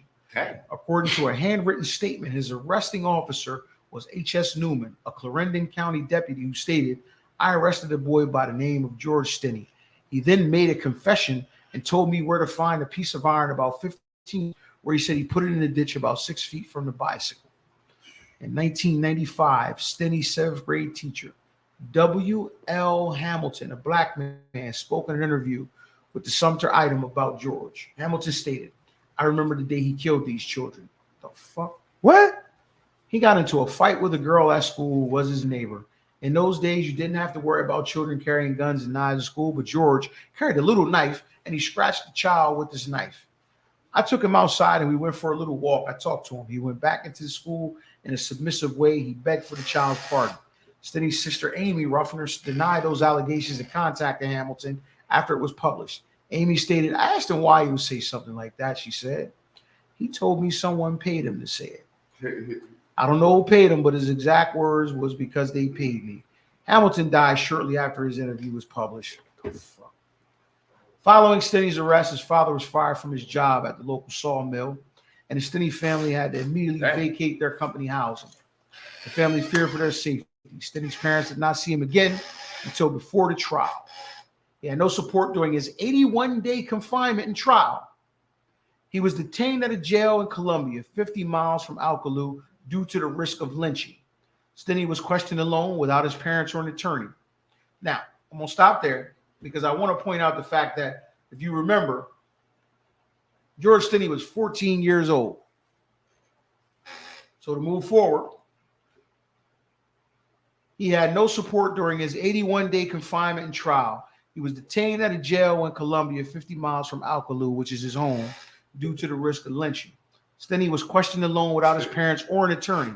Although Sixth Amendment guarantees legal counsel, this was not routinely observed until the United States Supreme Court's 1963 ruling, Gideon versus Wainwright, that explicitly required representation through the course of criminal proceedings. Now, here's where it gets dark. This is the frustrating part. The entire proceeding against Stinney, including jury selection, took place on April 24th, 1944. I want to read that again. The entire proceeding against Stinney including the jury selection took place on April 24th, 1944. Stinney's court-appointed counsel was Charles Plowden, a tax commissioner campaigning for election to local office. Plowden did not challenge the 3 officers who testified that Stinney confessed to the murders. He also did not challenge the prosecution's presentation of 2 different versions of Stinney's verbal confession. In one version, Stinney was attacked by the girls after he tried to help one girl who had fallen into the ditch, and he killed them in self-defense. In the other version, he had followed the girls, first attacking Mary Emma and then Betty June.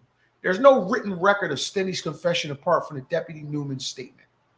Other than the testimony of the 3 officers at the trial, prosecutors called 3 witnesses: Reverend Francis Baston, who discovered the bodies of the 2 girls, and the 2 doctors who performed a post-mortem examination.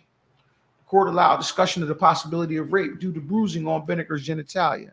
Stinney's counsel did not call any witnesses, did not cross-examine witnesses, and offered little or no defense. The trial presentation lasted 2.5 hours. What? Oh, my heavens. More than 1,000 white Americans crowded the courtroom, but no black Americans were allowed.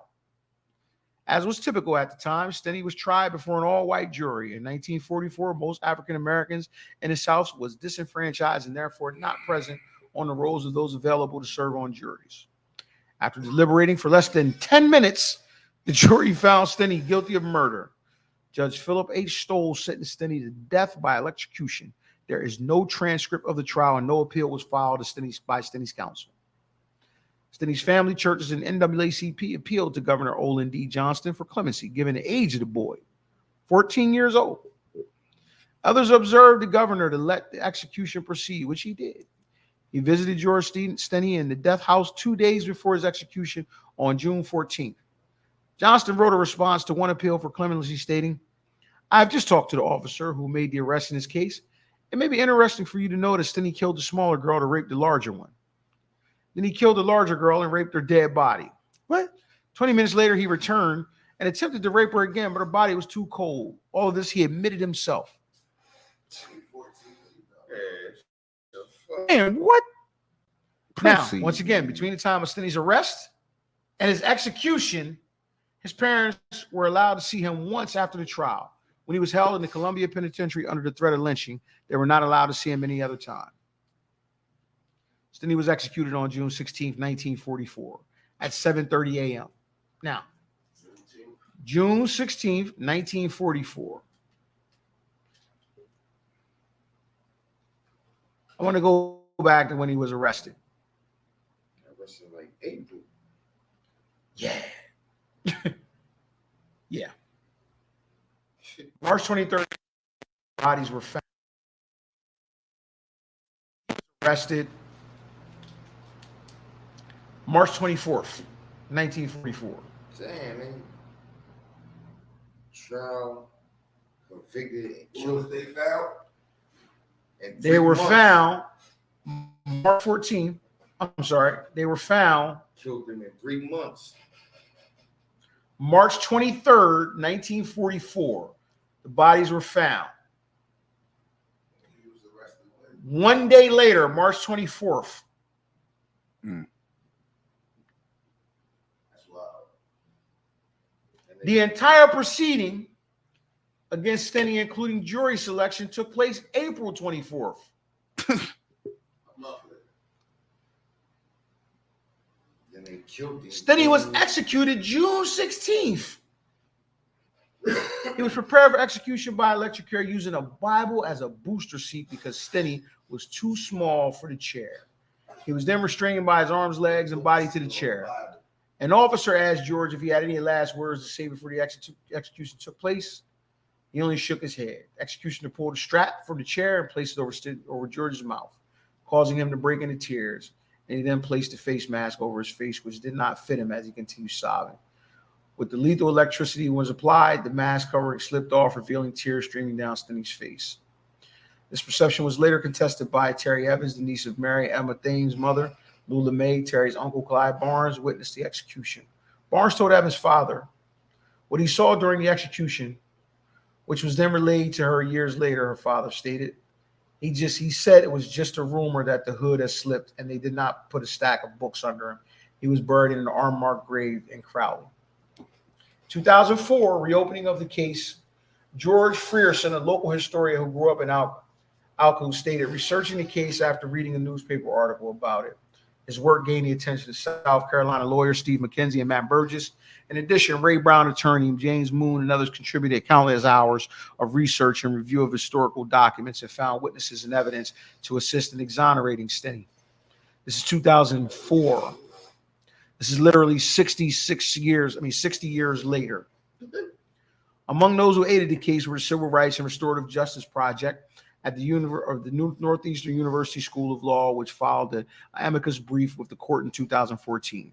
Frierson and the pro bono lawyers first sought relief through the Pardon and Parole Board of South Carolina. McKenzie and Burgess, along with attorney Ray Chandler, representing Steny's family, filed a motion for a new trial on October 25th, 2013. New evidence in the court hearing in January 2014 include testimony from Steny's siblings that he was with them at the time of the murders. In addition, an affidavit was introduced from the Reverend Francis Baston, who found the girls and pulled them from the water-filled ditch. In his statement, he recalls there was not much blood in or around the ditch, suggesting that they may have been killed elsewhere and moved. Wilford Johnny Hunter, who was in prison with Steny, testified that the teenager told him he had been made to confess and always maintain his innocence. The solicitor for the state of South Carolina, who argued for the state against exoneration, was Ernest A. Finney III. He is the son of Ernest A. Finney Jr., who was appointed as South Carolina's first African-American state Supreme Court justice since Reconstruction. Rather than approving a new trial, on December 16, 2014, Court Circuit Judge Carmen Mullen vacated Steny's conviction. She ruled that he had not received a fair trial as he was not effectively defended and his Sixth Amendment rights had been violated. The ruling was a rare use of legal remedy of quorum nobis. Judge Mullen ruled that his confession was likely coerced and thus inadmissible. She also found that the execution of 14-year-old constituted cruel and unusual punishment, and his attorney had failed to call exculpating witnesses or to preserve his legal right appeal. Mullen confined her judgment to the process of the prosecution, noting that Stinney may well have committed this crime. With reference to the legal process, Mullen wrote, "No one can justify a 14-year-old child charged, tried, convicted, and executed in some 80 days," concluded that, in essence, not much was done for the child when his life lay in the balance.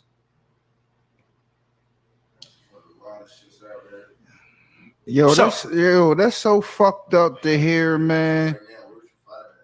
That is so fucked up to hear, man. That's the youngest person, period, in America ever executed within the prison So system. never forget, right? man, George Stinney, man. Never forget that, because it goes to show, man, with the system against you and how expeditiously, man, they can execute you. That's how you knew they was At that wrong. time. It went so fucking fast, man. Yo, they went so fucking fast. That's insane. They used to find- oh, they was the- This went from these black people the same night, go in their cribs and get them the same night shit happened. arrest and and when you execution looking for within any 80 days. black motherfucker, you gonna find a motherfucker that night. You feel what I'm saying? Look, it don't really mean, him, he did it. You know what I'm saying? That's fucked up, man. Yo, that shit is so fucked up, man, to hear, man. You was reading that, man. I just was thinking about, I said, that's one that we hear about, George Stinney Jr. We never forget. I would assume there are thousands, tens of thousands more that we'll never hear the light of day of. You feel what I'm saying? Somebody just got a raw deal. We don't even know about it. Damn, man. You know what I'm saying? Like, come on, man. Y'all know y'all did wrong, man. He was 14 years old, man. You said 80 days? You know you was wrong, man. Why you hiding in the trunk, Ray? Well, why you going so fast if you doing the shit right? There was testimony that could have been critical to his defense that they literally refused to allow. That's what I'm saying. There was no testimony. There in this situation right here, that young boy, that young gentleman, George Stinney Jr., did not have a fucking shot. It didn't matter. You know what I'm saying? Now,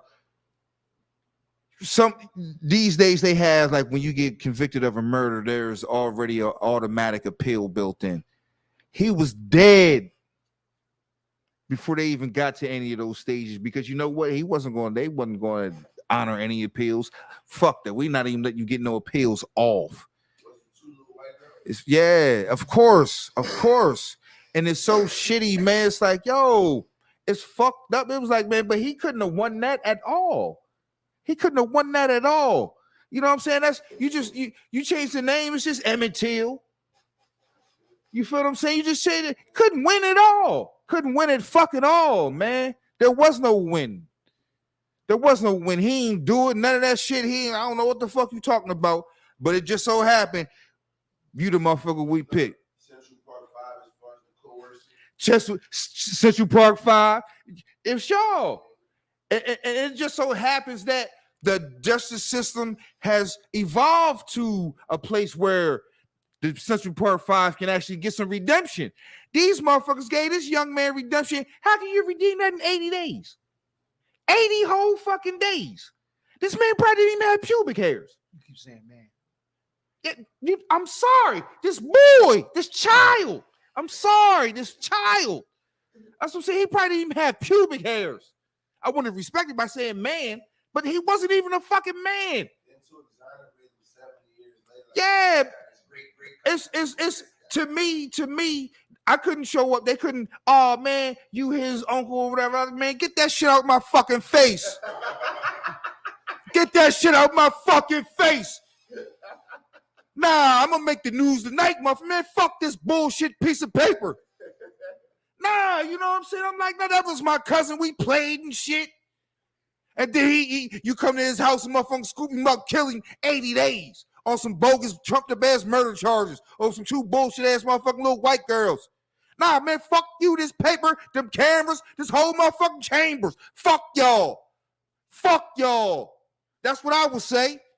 Shit, if it was me or if I was in their family, then fuck y'all. Man, get the fuck away from me. This is emancipation shit. They ain't bringing my motherfucking people back. I ain't trying to hear none of that shit. Word. Word. I'm a snap. They ain't give him nothing though. They just gave him like, yo, we fucked up. Essentially. We fuck. Yeah, that's what I'm Essentially, saying. You ain't yeah. give us nothing. Make it. Essentially. That's what I want. A fucking piece of paper. Talk about he exonerated. He ain't do that shit. Man, what the fuck that mean to me? Fuck that mean to his mama, who lived her whole rest of her motherfucking life with that kind of pain on her motherfucking mental. What that mean to his motherfucking sisters and brothers? They had to go through their life thinking, man, I can't do shit in my life. They'd just come scoop me up. Nah, fuck you. Fuck that paper. Fuck these whole chambers. We don't want none of that shit. Word. All right. Never forget George Stinney. Never forget. Never forget George Never Stinney, forget. Man. This shit is this is very nasty history in this country, man. In terms of race relations. So never forget George Stinney. All right, man. Let's lighten the mood a little bit. Hey. It's basketball time. Give us some ride music. Very interesting developments.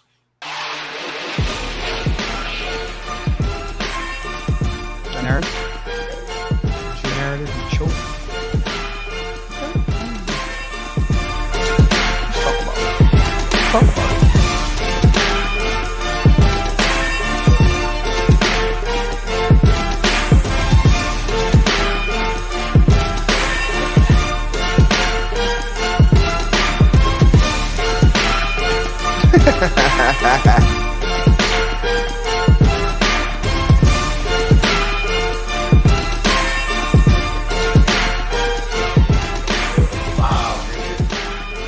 Talking shit down Alabama, bro. Still talk my shit. So we got our finals matchup. How we got here is very fucking strange. We got a sweep on one side and a absolutely shocking 8 seed, higher seed, 7-game win on the road, which could be stark. You couldn't have more of a stark contrast to each other. First, Denver and LA. Anything shocking there or what? To me, nothing was shocking to me. Denver probably would have won. I didn't think they would have swept though. I don't think they would have swept. More about Denver or more about Denver or more about LA? me more about Denver. Okay. Actually, because I picked him in 5, and that was because LeBron was on the unit. I was like, well, he good for 1. You know, gentlemen sweep 5. But Denver is the better team. I mean, I thought they was going, you know, from now that I was seeing and watching everything, I was like, oh no, Denver is going to smash anybody they play.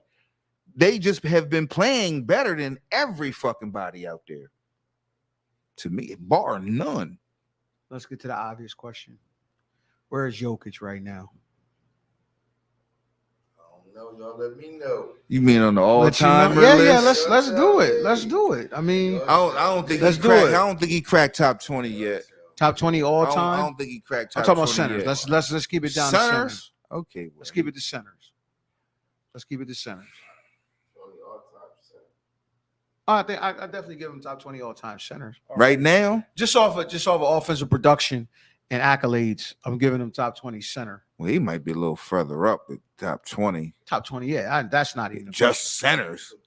At least 10. I'm like, I don't question. Yeah, know if I might don't even put know him in if the teens. That's I- not hard. yeah. Centers.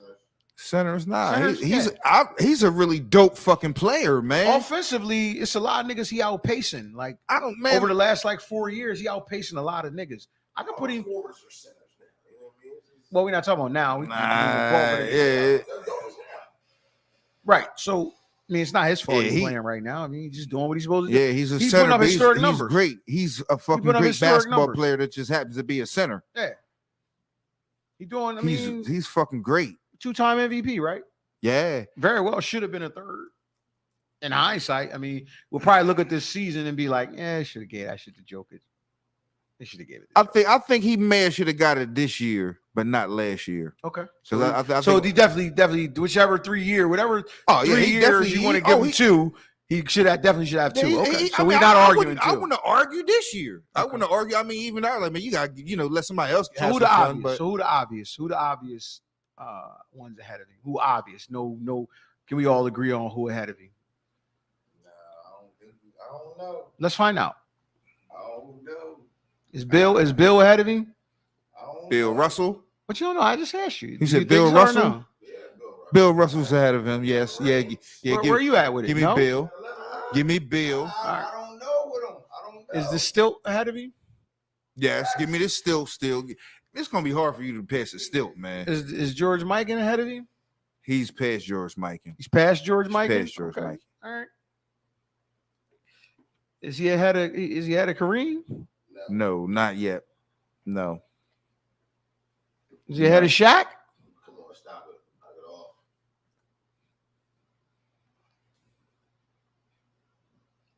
Big See, pause. I got Big Shaq a pause little there. further down on my list too. You know, than I'm others just giving have you them. names, man. And It's no, either a I'm yes or saying, no. 'cause Yes I- or no.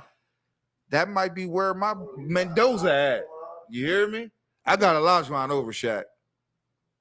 We talking about Jokic. I got him over Jokic too. You don't know? I got him over Jokic. I got the dream over Right Jokic. now. Right now, I have the dream over. So I got here some other names. You got some other names? I mean, Let's see where the niggas who niggas. I got him is in he there. over Moses? No, but he's coming up on him. But I got him right there with David Robinson. He's right there with David I Robinson. got him right there with David Robinson, but he got a whole lot of motherfucking time to go. But I'm saying Moses is in front of him. I'm trying, like, I think he's past Fat Pat. I think he passed Fat Pat So you already. so you saying he passed Fat Pat, Lonzo Mourning, all them? Yeah, niggas? they don't have MVPs, let alone two. let alone titles. They have no titles or MVPs. What Nah, Willis? Zoe got one. What about Willis Reed? So that makes him better than them. No, I think he's better than them because he got two MVPs. We named 10 centers that they playing against. We can't name 10 that he playing against. No, we definitely can't. No, We sure definitely can. So But with that being said, his numbers aren't indicative of not playing against nobody. His numbers look like he ain't playing against nobody. If he was putting up pedestrian numbers, then it'd be different. But he's putting up historically crazy video game numbers. But I'm just saying, does that make him better than these guys who were playing against? According to the eye test and what I'm watching, and what I'm watching, I think he definitely can hold his own against. Absolutely. And also, I say that. I said because they held their own against each other. I'm putting them with them. But now we naming 10 you actually centers that's better than them. Are we going by just? No, we're going by what we always do. We going by eye test. We're going by eye test, and yeah, that plays a part in it. What you've done because it validates the eye test. and I'm a big proponent Dream? of, man. I still got Dream in front of Jokic right now. But him and Moses and them, y'all, nigga, y'all on deck. Y'all on deck. Moses with 3 MVPs and the title is on deck. This is what I'm saying. He's got 2, and if he get the chip this year, all he missing is another month to get Moses. Okay, I respect that because, like I said, I think we're looking at this as Jokic dominance over the past. Can we say he's been dominating the last like 3 years? I would say yes, he's been one of the few people who's like, nah, I just dominate out here. I do my thing. So that's why I was. I wouldn't have been mad if he'd have got the MVP again. But until this year, he wasn't really even considered the best player in the league with the MVP. Nah, people didn't really believe in what he was doing. Whether could it be taken that far? Was it did it have a lot of substance in it? You playing against a lot of you're a big guy playing a smaller man's game. Look, dog, you've been doing this thing for 3-4 years now. I think it's about time that people say it's real. He passed Billy Walton, right? Yeah, Bill Walton? I always thought Bill Walton was overrated, man. I wouldn't say overrated. I would say overrated. Okay, because I wouldn't say he's overrated because when he did that, there was a lot of niggas he was going against and he was dominant. Bill body didn't hold up, but as far as the requisite period in which he played and what he did, shit. Like, I mean, Bill Walton played 10 well, I can't say whole, but 10 years. I'm not even gonna say it's a full 10 years. So I know I it agree wasn't with a you. full 10, but I'm saying like a lot of people like to think that Bill Walton, injuries. No. I'm like, you get your thing go a lot further than Grant Hill or Penny Hardaway or Brandon Roy, and I'm like, you was kind of these players. So what about this guy? What about this guy? If we talking numbers, it's gaudy. Who? Bob McAdoo. I don't consider him a center. I don't consider him a center at all. I just think he was the tallest guy on the Buffalo Braves. You know what I'm saying? Like, You're the I don't center. consider him. You just a quick center. Just a quick center. I mean, if we consider him center, I gotta consider a whole lot of other people who ain't centers, but they were fit in his category. Right, you know what I'm saying? And like AD. You feel what I'm saying? Like AD, and I'm like, nah, he's not a center, but I'm like, that's more like Bob McAdoo. Bob McAdoo wasn't a center, he just was the tallest motherfucker on the team.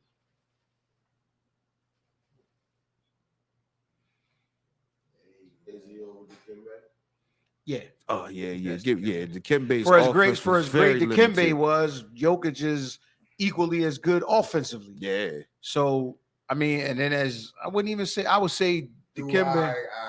Well, Dwight Howard. That's a great one because that's the debate right now. That's the debate. That's right where I was at.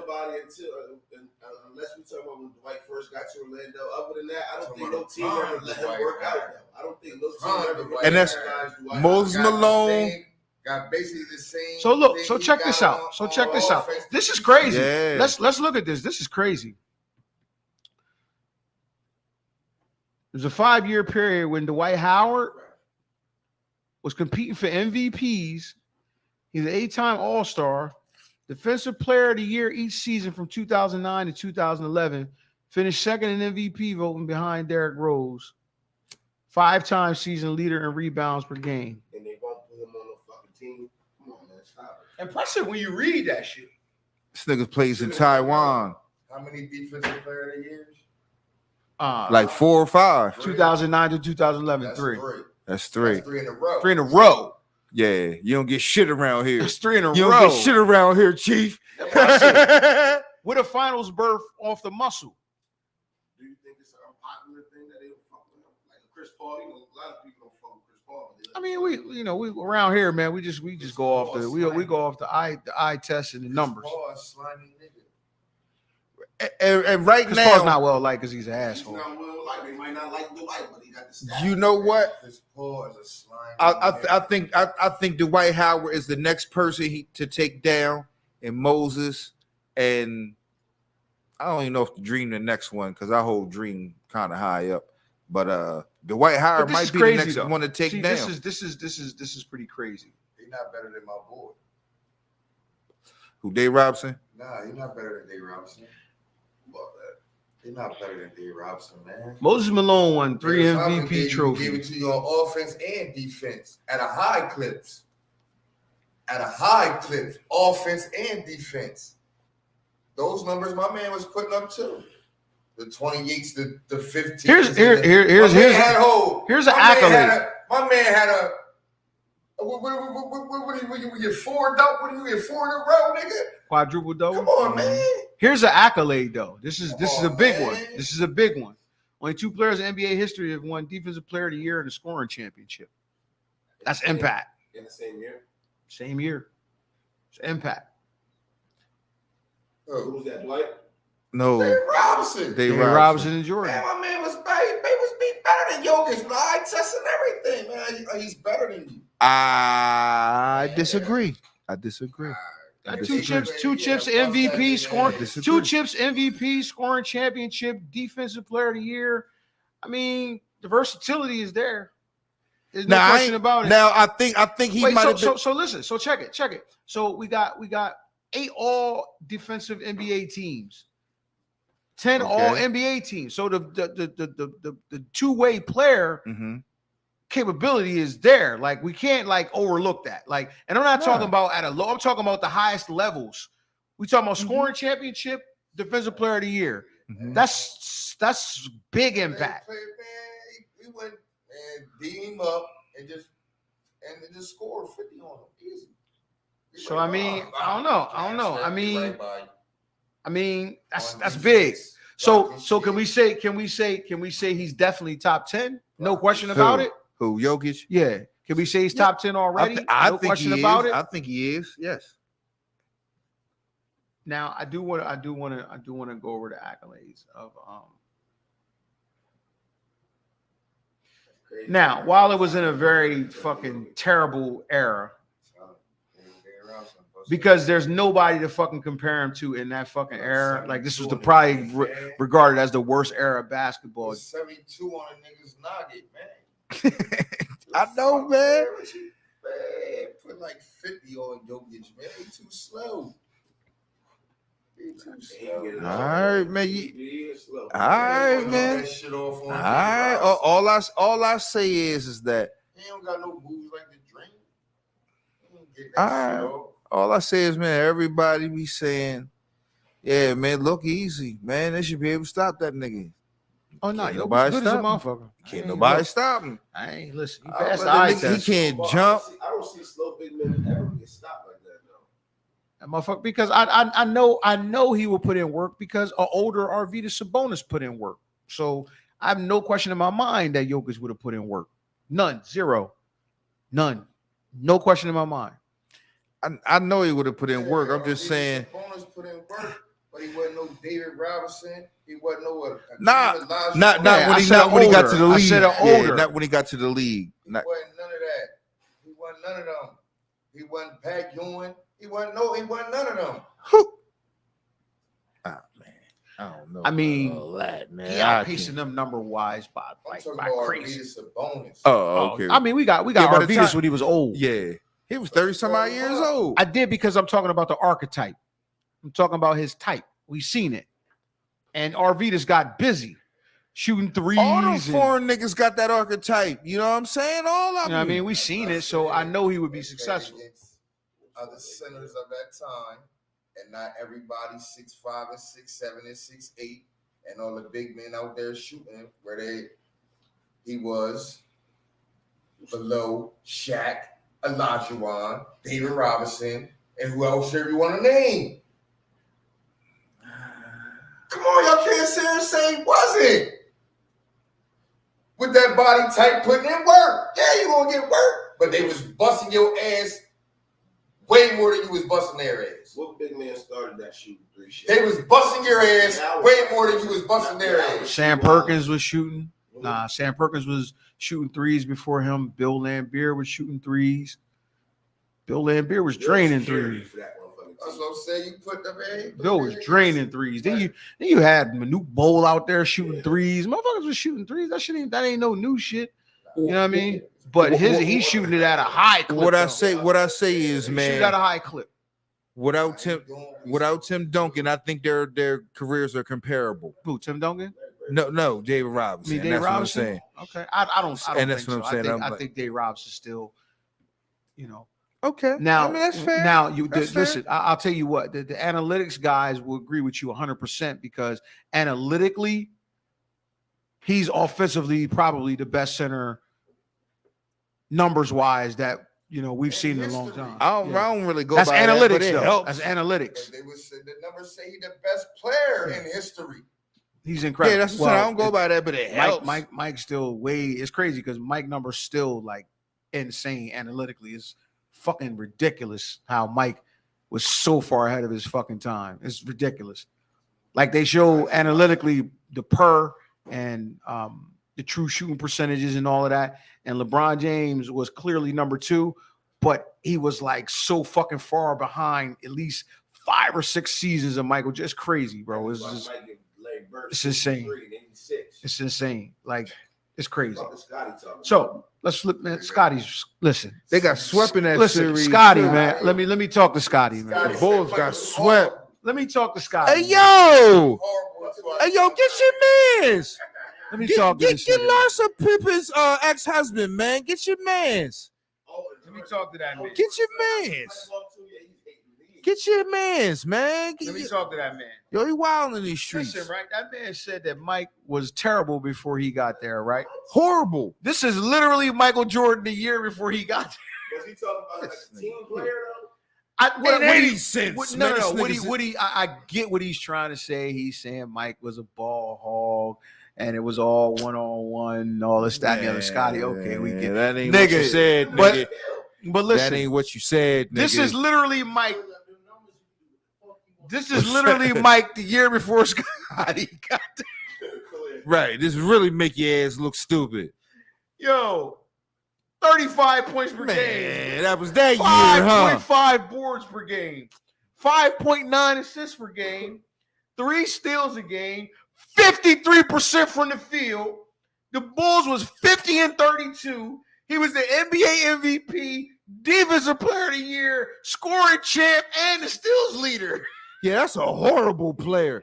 This bullshit ass nigga. Yo, Scotty, come on, man. Hey, Scotty Pippen, Listen, man, you listen, wildin' Scotty, out here in these listen. streets, man. You I get wildin', it, man.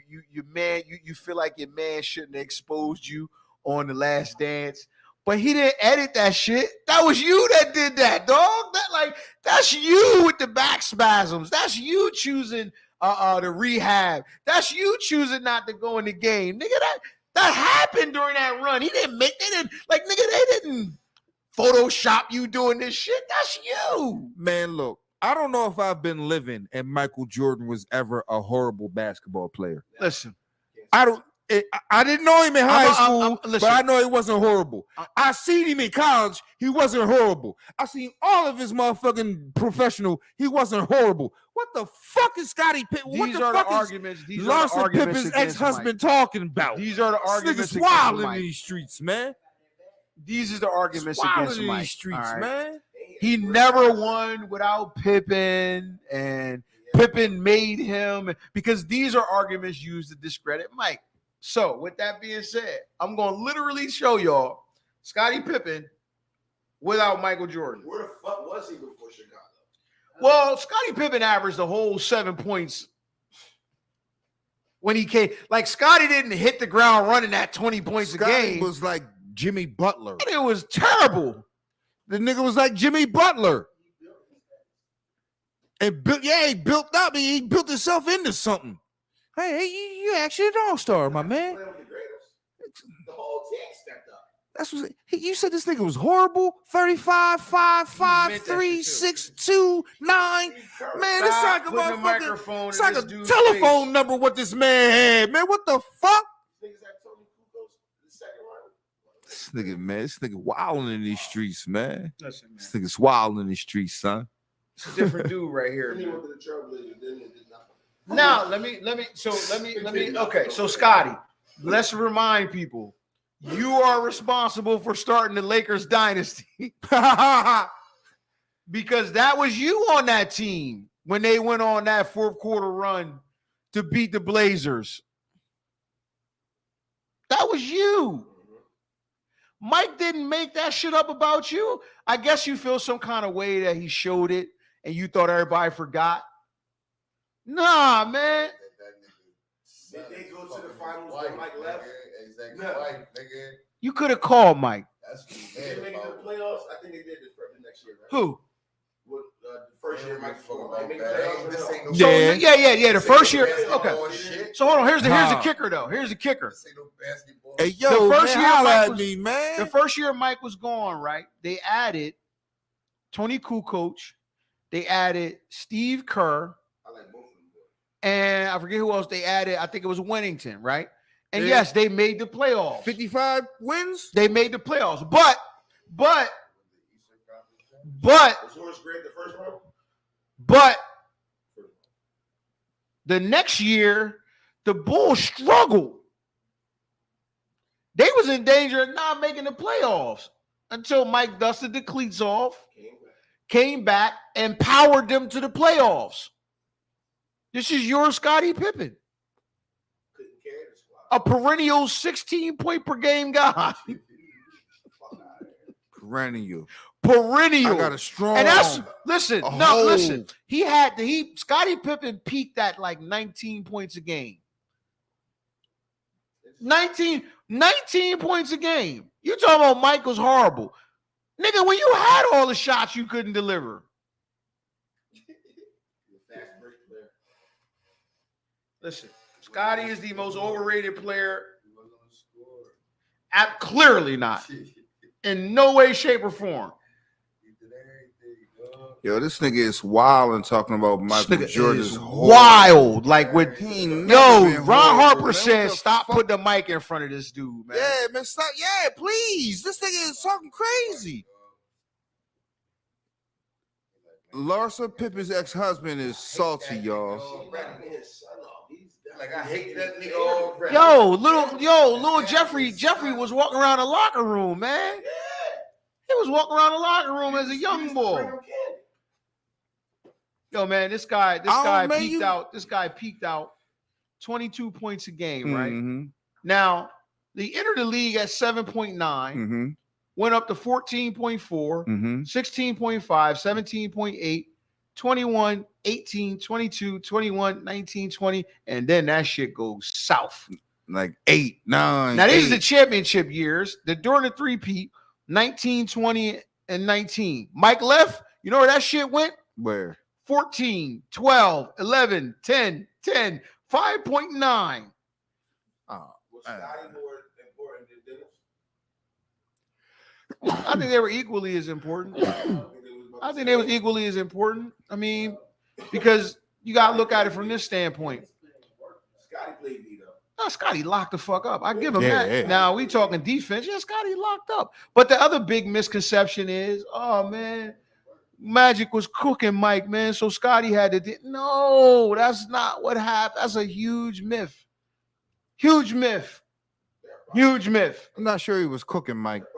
No, what happened was Mike caught early foul trouble. Scotty guarded him, picked him up full court. Mike saw that shit and he said, "Coach, I got him." Mike started picking Magic up full court, and Scotty admitted it during the post-game championship interviews. Yeah, the series changed when Mike started picking up Magic full court. Big misconception. Huge misconception. Scotty, man, stop, man. Stop. People want it one way. Magic was never sick. Fuck is wrong with you, nigga? Don't get me started on that. Magic was Uh-oh. never sick. Rabbit hole? Rabbit hole? Nah, Magic got the cure for all diseases. Money. Money cures all diseases. Nah, there's no money. There's no money in curing a nigga. There's money in treatment. But when you got the money, and I can give you exorbitant amount, I can cure a few people. I can't cure everybody. I can't make no money. I can cure me. Yeah, I can't look. The big pharma. Hey, look, man, I can cure that guy. He can give me $1 billion. You know what I mean? But I can't cure everybody. I gotta keep everybody medicated. It's money in medication, not in cures. Yo, they said Magic has no detectable HIV. None. I remember that. Oh, shit. I remember hearing motherfuckers say HIV was more serious than COVID. I said, "Hold, man, stop this, man. Stop this, man. Stop it, man. Stop this. We're gonna stop this right now, man. I can't allow you to walk around these streets with that. What are you talking about? When the last time you coughed and got HIV, motherfucker? What the fuck is you talking about? Touch a rail and then die, motherfucker. When the last time your grandma was in her motherfucking nursing home and everybody in there got HIV? Nigga, what the fuck? This shit is real, bro. Like HIV ain't nothing no more. You gotta. I seen commercials like, motherfucker, come get this motherfucking dig it, man. We live Somebody go in. get Scotty. Somebody go get Scotty. Yeah, Scotty, man. What Scotty you is talking funny about, as a motherfucker, man. Scotty is hilarious. So moving on, Eastern Conference, man. Thoughts on the Eastern Conference playoffs, man? Miraculous storyline, man. Go down 3-0, tie that thing up only to fall short. Thoughts? He did a hell of a job. Jason Tatum choke, man. Jason Tatum choke? Mm. Choke, bro. Choke Jaylen Charlie. Brown choke. Man, they choke. Jason Tatum really choked. But the child played hurt. Is it a joker? To- Nigga just didn't have a good game. To me, man, I think it's funny Impossible not to have a good because a lot of people would look at Is it? Golden State It's not. and It's think- not supposed to be possible though. How many games? What? right now. Look. Now this is what I was going to say.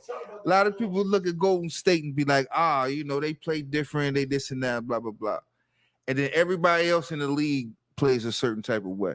Then you say, well, the No, team true. wasn't playing right. It's well, nah, everybody in the league plays like No. pick and roll and step. Now I'm talking about, I know what you're talking about, but everybody in the league plays like these guys are playing. Besides, the 2 or 3 teams that actually still run a whole bunch of fucking plays or have a different system. So really, you gotta look at Jason Tatum, Jaylen Brown, Marcus Smart, Derek White ball. You're cool. You know what I'm saying? You're cool. Can you agree that they get outplayed by the Miami Heat? Did they get outplayed? I know they did. Miami shot the lights out. Miami goes through stretches, man, where they shoot the lights out, and unfortunately, I always called them Golden State East. Them first 3 games, it was letting Jimmy one-on-one. They was giving him ISO. They wasn't doubling him or nothing. Every time he came down, he did what he wanted to do. I swear I said it today, man. I said this. Let the Miami Heat be a firm example of games are not played on paper. Because Boston Celtics was supposed to win that series in 5-6 games easy. Miami Heat ain't get the fucking memo. We don't give a fuck about who y'all on your team. Shout out to Jimmy Butler, man. Right. You know what I'm saying? We don't give a fuck. We No, didn't give no a top fuck. 75 teammate. Yeah, you know what I'm saying? Small saying lineup, playoff Jimmy, undrafted this and free that. I'm like, agents. y'all putting this man in the Hall of Fame and all that. Like, well, he keep doing this and doing that. I'm like, well, all right, I guess we got to have a conversation. But I'm saying when I look at it, Think so? I don't think he's a Hall of Famer. But Who, Jimmy? yeah, I don't. But He I gonna ain't- be here. They definitely gonna yeah, get they in. put a lot of people in. He definitely gonna get in. Nah, I totally Nah, I 100% mean- disagree with that. Yeah. I don't Easy. believe that off what he's done already. But Easy. you ain't got to argue me down because I Easy. see that's where that train is going. Not only that, but 2 times playing with this shit. Come on, man. Players that's making it. This gang shit right here. This is 2 times with this bullshit. What bullshit? Come on, man. What the? This shit on the Miami Heat. All right. There's nobody that's you listen. In 15 years, there's not going to be one player on the Miami Heat that we talk about other than Jimmy Butler in these last 2 finals bursts. Not, Other players that didn't play. Hero and Oladipo. bro, that's hard, man. Like, come on. And it's not like he gonna fall off the face of the earth. Jimmy gonna have a productive career for another 6-7 years. How does okay? You said that. He said damn like Kevin Hart. Damn. What? What shit I seen was Udonis Haslam with the trophy celebrating. I looked up his stats. He played 0 games. 20-some years. That nigga been He there. part of Heat culture, and He got 3 rings with him. that's part of what I'm saying. I'm like Jimmy Butler and them. They ain't running no plays that New York Knicks wasn't running. Milwaukee Bucks wasn't running. They just beating these motherfuckers, So yeah, so a lot of people say, okay, well, these people ain't this, these people ain't that. I ain't saying they as talented. Okay, maybe not 6 years. Shit. Damn, this nigga ain't LeBron. He's showing wear and tear right now. He's 33 years old. Maybe another 3 years to pad his stats. 3 years. That's what I'm saying. I mean, I guess. But if it's already people in, I'm like, I'm gonna give a shout out to Jim. Jim, You said took. I'm gonna say muscle. Yeah, that's a lot of niggas ain't touch that. He final. muscled deep. Look, dog, come on, man. Like, That's fair. Are we That's going to fair. remember these? And then not only that, the year they went to the finals, That's why he never touched he the put up finals. like. That's what I 40 say. games. He may have some. He never touched the finals. Who? Dame Lillard. Jimmy touched the He twice. he's a person I say. Everybody say, "Oh, he's first ballot Hall of Famer." I'm like, word, okay. You, I'm like, I love Dame Lillard, but I'm like, he ain't a Hall of Famer, but I understand. I mean, Chris Paul, I would say Hall of Famer because he at the end of his career, he probably gonna end up top 10 all time steals and assists. So yeah, that's it. That's an easy one for me. He took him to the finals twice. That's hard, man. Like this team, and it's not in this era of I got to pair a guy up with another all-star. Nah, not in this situation. I give Jimmy props for that. Oh, I'm gonna give him his props. I'm gonna give him his That's props. hard. He get his props. That's crazy. He get his props. They got 4 undrafted free agents playing. Mhm. Paul George ain't never touched no finals. I don't think he's a Hall of Famer. I don't think he won. I don't think he get valid. He considered better than Jimmy Butler. He is on paper.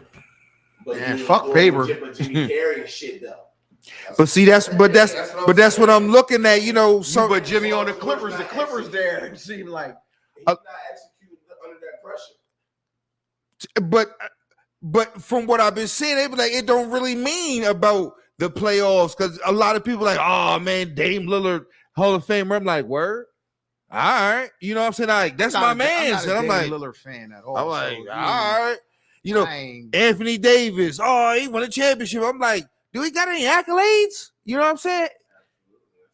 Is he defensive player of the year once? Was he? And that's what I'm saying. I'm like, you know, people be throwing around, but the Basketball Hall of Fame, they're a little bit more lenient than some other Hall of Fames. So that's why I'm like, I'm pretty sure a lot of guys gonna get in, but it's already some guys in that I don't think should be there. But you there, live it up. Shit, I ain't mad at you.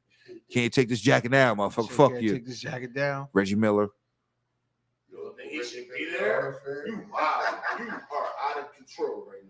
Reggie Miller ain't a Hall of Famer. He's He definitely ain't one of the best players ever playing in the NBA. He ain't one of the best players ever playing in the NBA. I think they should cut it off right there, almost like where he get in it. Like he right outside. He right outside. Yeah. Reggie Miller. He's perennially led his team Yeah. to Eastern Conference Finals, battling MJ. He went to the finals. And then he went to the finals. But this is what I'm saying. The same thing about, you know, some of the players we just was naming right here. I was like, well, you know, you ain't got to argue me down about Jimmy Butler. Reggie was a big time player. He didn't come up short. Reggie didn't come up short. Nah, I didn't say he did come I don't up short. Coming up short with Reggie Miller. Reggie Miller was balling. Like they was battling. Nigga, you just was better than me, but it ain't because I didn't do work. I don't. Reggie Miller one of the best players in playing in every All right, NBA. while we in the air, I mean, I feel like Charlotte Hornets with Jamal Mashburn and Baron Davis and them boys. I love them boys back in the day. I don't know what y'all talking about, but I don't know. They talk about them in the Pistons run. I'm talking about the Pistons run. I was a Mashburn fan myself. I was a Mashburn. Underrated team, man. Solid, balanced team, man. All 5 guys contributed. Reggie like that. Yeah, she said Reggie. But I just I don't know, me, I I'm guess- hard. I guess him not being in the hall, that ain't no disrespect. But I guess. Man, that's a debatable one. To I'm on the me, you side know, of I'll be putting like, him yo, like y'all saying, some stuff Reggie Miller's means in the Hall of Fame, so right. your He's opinion in. don't matter. Right, that's what I'm saying. It don't matter, but that's why I'm like, yo, it be like since he's in, like, man, God, I mean, I ain't gonna say God let Jimmy Butler, like, well, he's Hall of Fame worthy as well. But I would say neither one of them. You know, I would kind of cut it off. I'd be like, nah, man, this is the Hall of Fame, man. It's the Hall of Fame, man. Reggie Miller, man. Listen, a lot of motherfuckers think much more highly of Reggie Miller than you do. Oh, I know. The NBA 75th anniversary team. And they ain't have the white there. That was wow. Perennial thorn in MJ's side. You know what I'm saying? Original member of the 50, 40, 90 club. Just saying. I got Reggie in, man. Ain't no question. I got Reg in, man. No question. Ain't no question. I got Reg in. Where does Boston look now, man? Before we wrap up, where does Boston need to look? What needs to be done in Boston? They need to get rid of Marcus Smart, Al Horford, Grant Williams. yeah, you probably could get rid of him. I like him though, but you probably could get rid of him. You gotta keep rocking and White. Yeah, you gotta just get Smart and Horford out of there, man. Bring some fresh new in there. You gotta bring some fresh new. That's what overpowered the coach until when the coach can't. You can't have a veteran, Al Horford in the locker room and a voice like Marcus Smart, and they ain't coaching. They ain't trying to tell niggas what to do. You know what I'm saying? Al Horford was the coach. Yeah. You gotta get him up out of there. Get the fuck out of there. You gotta get him up out of We gotta there. get the vet out of here. That's wild. You gotta make Jason Tatum step up. Make it be his team for real. Yeah. He's not the leader of the team. As long as Al Horford there. Or Marcus Smart. I don't care what y'all. Because I mean, it's all that his shit. team in talent, but he ain't the leader. He ain't the out in front of you. He You ain't. gotta make him the leader. Nigga, I'm a leader in performance. Nigga, I scored 16 points in the fourth quarter. I gave you 50 But to he close wanted it out. But And he's I'm one of the, power- and that's all fair. But he's also one of the people that doesn't help promote or actually helps come up to promote lackadaisical. Al Horford, it's been reported. Al Horford, this was what last week. They was down like 3-1. Al Horford had to stop practice. Like, y'all motherfuckers playing too much. This ain't Jason Tatum. This ain't Jaylen Brown. It's Al Horford. You feel what I'm saying? Al Horford. And I'm assuming it was Jason Tatum Why and y'all them get rid fucking of Al off. Horford? You said, why did we get Why rid of y'all Al? get rid of Al Horford? He actually, I don't know what it was with us. It seemed like he was point shaving in Philly. We couldn't get him out fast fucking enough. And he kills us. Okay. Giving you nothing. He wasn't. He was He ain't point wanna be shaving. there. Nothing. He did. He It ain't want to didn't- be He there. didn't get his Celtics nothing. It don't. He Not, gave him some when he was playing against Embiid. yeah. Exactly. Exactly. It was grudge performance right there. He always. Grudge He always performance. been doing that to Embiid though. For whatever reason, Al Horford can put the clamps on Embiid. So how happy are you with the number one pick? I'm cool with it. You cool with it? Yeah, I'm cool with it. I ain't like. Because I remember you was very hard on when Benyama. You was pretty hard on him. I was hard on Wembanyama. Yeah. I know I was. That's him. No, I you was know hard I on was. Wembanyama. I'm You hard hard on on a all lot of these them young tall, bucks, skinny man. motherfuckers. You tall on a lot of them. Oh, we know that. We know I'm that. hard on all these young bucks, man. I think it's ironic that the Frenchman goes to the team with the French ties. Like, that was rigged. So, That was some BS.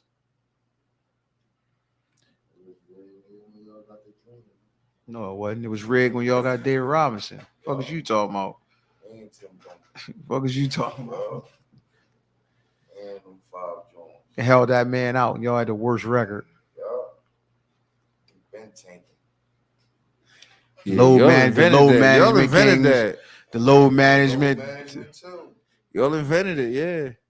We invented load management. Well, y'all put it on the dance or put it on the map. It's terrible, man. We was getting fined for it. Yeah. But y'all was coming up with chips though. And having that shit. Terrible. Better play them niggas. And Pop said, nope. Say it, send them back home on a plane and everything. Pop said, nope. Go home. Hey, go home. We don't need you today. This a bench game tonight. It's Pop fault. Pop responsible for all this dumb shit. Yo, we gonna win a lot of games though. Think so? Yeah. Why is They that? said league setting it up that way. Man, Conspiracy. I still League got set it up that way. You already the jury's know. still out with me and Wembanyama. It's still, I got to see it before I got to see it first. I got to see it. If they don't get hurt. Boy, I got to see that too. I got to see that too. I gotta see that too, man. I know some Cool. people who get hurt, so I'm like, you gotta be out there to play too. You just can't be good for 20 games in a season. Prediction, finals prediction. Where we at with it? The Nuggets in 5, man. Nuggets in 5. Rich Creamies in 5. Nuggets in 5. Rich Creamies in 5. Where you at with it? You know what? I'm gonna take it a step higher. Nuggets in the sweep. It's the sweeper. Sweep. The They sweeper. good, man. They pretty goddamn good, man. But you know, Jimmy Butler, this is the time he's like, I can just Herculean effort us 1-1. But Shit, Jimmy don't get to the finals. Shit, Jimmy was putting up 45 a game. I'm looking at the whole rest of the team. I'm like, all right, Jimmy this ain't got to the final. Yeah, Lost 4-1 too. huh. it wasn't because of him. Nah, it That wasn't. motherfucker went crazy. But a lot of them he same was doing that motherfuckers. LeBron shit. A lot of them That nigga same went motherfuckers crazy. on the unit. Niggas. Same, yeah. Nah, I same, just think- I just think Jokic is going to destroy these motherfuckers. yeah, that's what I'm saying. Got the same new niggas. Bam Adebayo is going to be sitting on the bench by the time 8-minute mark in the first quarter, and he's going to destroy whoever the fuck they put out there. Jokic is good, man. I think they're gonna be down 20 any motherfucking They way got third the black quarter. hole out there pulling from everywhere on the court. And you got Aaron Gordon down there, Brody in there. It's gonna be Denver is a going be- Denver. I got Denver in 5. I gotta go with you on that one. Denver in 5. I like them in the sweep. I like them in the sweep, man. Is it gonna be easy? It's been easy for them. They good. They are And they pretty walking goddamn into this good, thing with man. supreme confidence. The only thing that could be problematic, man, is Miami shooting. Because once you can shoot the ball, it gives you a chance. Thursday night. It gives you a chance. If you can shoot the ball well, it give you a chance. And we know Miami, they prone to get on them hot streaks because all of them nondescript, unrestricted free agents, them niggas can shoot. We just gonna find out if they can shoot on the biggest stage. Yeah, I We mean, gonna the find mother, out. the mother niggas been shooting too. We gonna And they've find been out. shooting all year long. You know what I'm saying? Like, oh, It play don't on matter Jimmy whether it's all this. year long or right now. You gotta be shooting.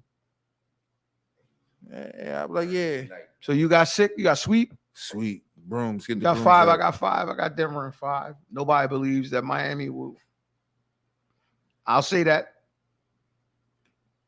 Miami can be problematic shooting wise. That's all I'm saying. Spread 8. I'll put it like this. They can't score with Denver. They can't score with Well, Denver. I'm gonna disagree with that. I'm gonna say if Denver doesn't defend, that pace could favor Miami because it could be wide open, and if they shooting the ball well, then it gives Jimmy operating space, which he's definitely gonna need. So if Miami can shoot the ball well, they could be problematic, man. It could be problematic. It could be problematic. I'm just saying. I'm just saying. I see them get rolled. Okay. I mean, I agree with you. I'm just playing devil's advocate here. Yeah, I don't. So with that being said, man, especially their first game, I see Miami losing by at least 15. They're gonna be down by like 20, but they'll still, get it. I guess I ain't gonna say close, but they, them hard working other motherfuckers come off the bench when it's crunch time, they'll get it back to 15. But I see them getting smashed first game they're gonna be down by like 20. Smash. with that being said, Smash. man, it's been a glorious night. Any closing thoughts, bro. Miami gonna get smashed. That's just it. Miami gonna get smashed. Smashed. Damn, that's rough. It's a rough one. And put the guns down. Put the guns down. Rest in peace, man. Los Brown, man. This is Fire and Ice Experience. Tuesday nights again. The One Take Titans, the Live Legends. It's your boy P. I'm gone. Take us out of here, Fresh. We live in the Fire and Ice podcast, man. And it's certain moments that you have when you do these things. And I think it's more the moment.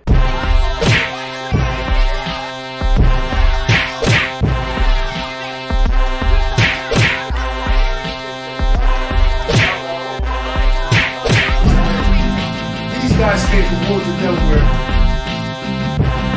Where was you from? Now, who's fighting right now? Who's fighting right now? Who's fighting right now? Who's